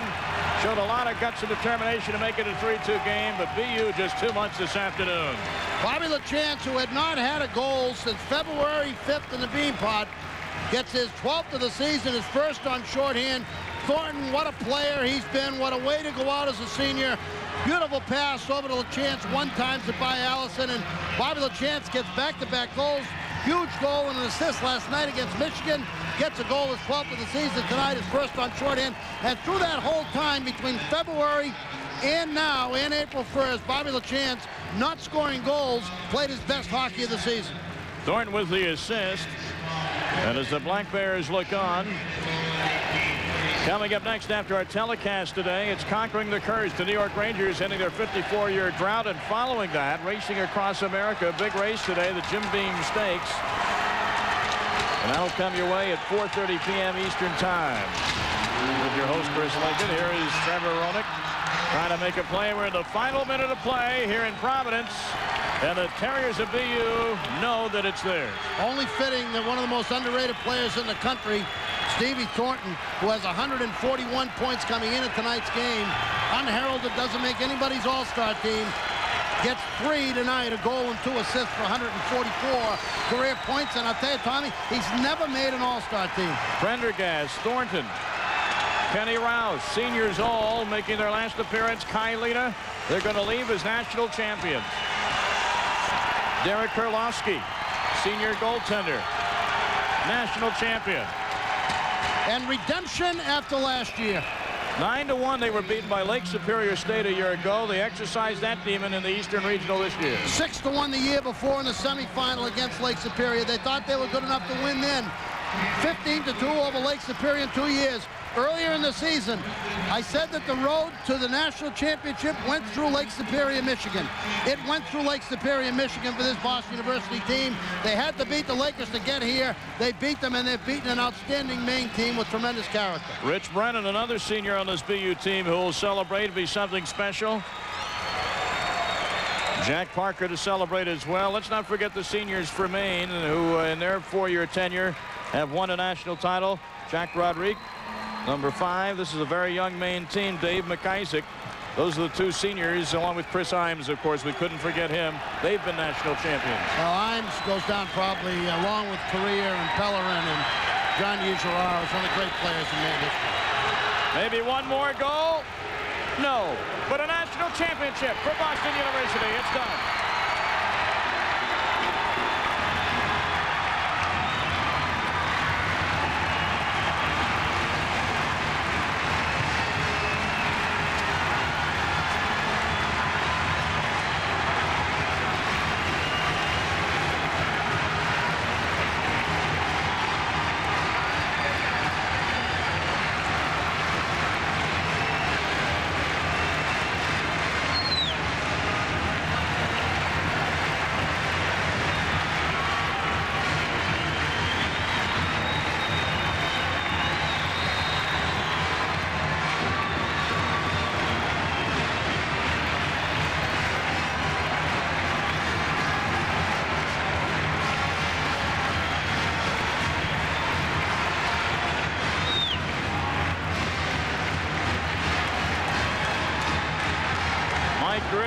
Celebrating.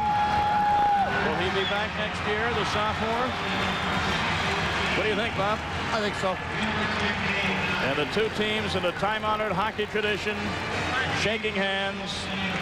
This is really a special moment for me, and you don't find this in any other team sport, any other major team sport. You may see it behind the scenes, but not a public display like this, and I think it's one of the special parts of the game. Well, you don't see a lot of things in other team sports you see in hockey. And Coach Sean Walsh telling his goaltender, look, you played a heck of a game, and you're the reason we beat Michigan and the reason we're here to begin with. So don't hang your head. And freshman Tommy Noble. Well, he comes from a great program. His high school program, Catholic Memorial, wins them all.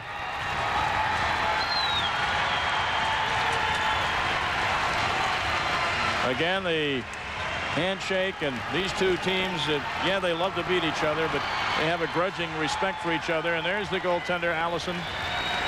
His performance last night, Thursday night against Michigan, Thursday afternoon into the evening, will not be forgotten by the fans of college hockey. Turco Allison show was that Michigan-Maine game. Absolutely.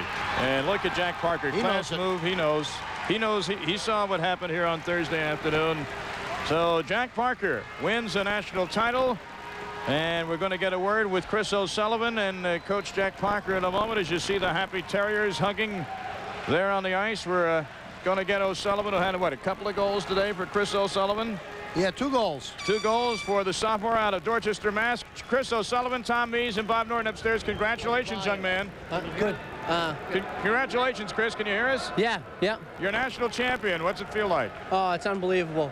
I mean, just to be there last year and to, we were embarrassed. We embarrassed ourselves, but this year was a hell of an effort. The seniors led us throughout the year, and we showed up today, and it was a great win. Chris, it feels great. Yeah, Chris, I felt last year was embarrassing. How much of an impact did that have on the way you guys played, not only tonight, but all year?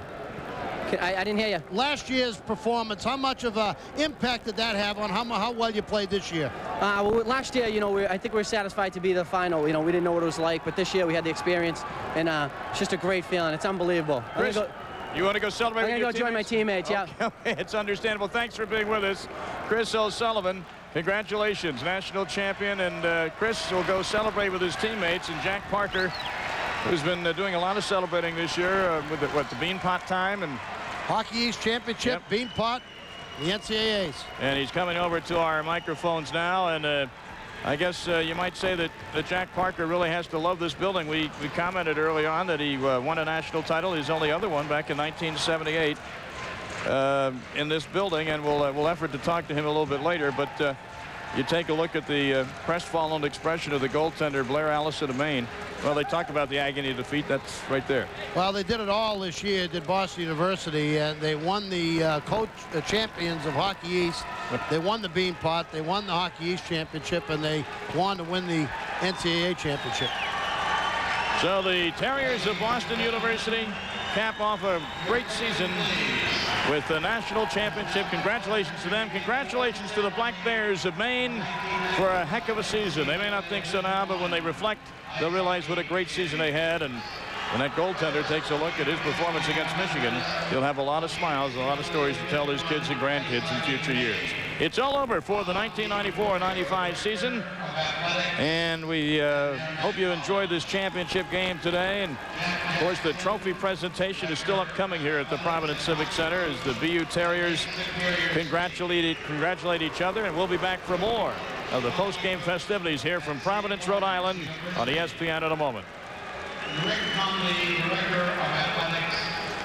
The celebration continues for the Terriers of Boston University. They will celebrate with the awarding of the NCAA trophy as champions of men's Division I. LaChance had a big day for Boston University. Chris O'Sullivan, everybody in the Terriers are now national champions. Coming up next, Conquering the Curse, followed by Racing Across America, the Jim Beam Stakes coming your way at the bottom of the hour. Celebration on one side, sadness on the other, but a great game and a good time had by all. We hope you enjoyed it from Providence. For Bob Norton, I'm Tom Mees. Thanks for being with us. Goodbye, everyone.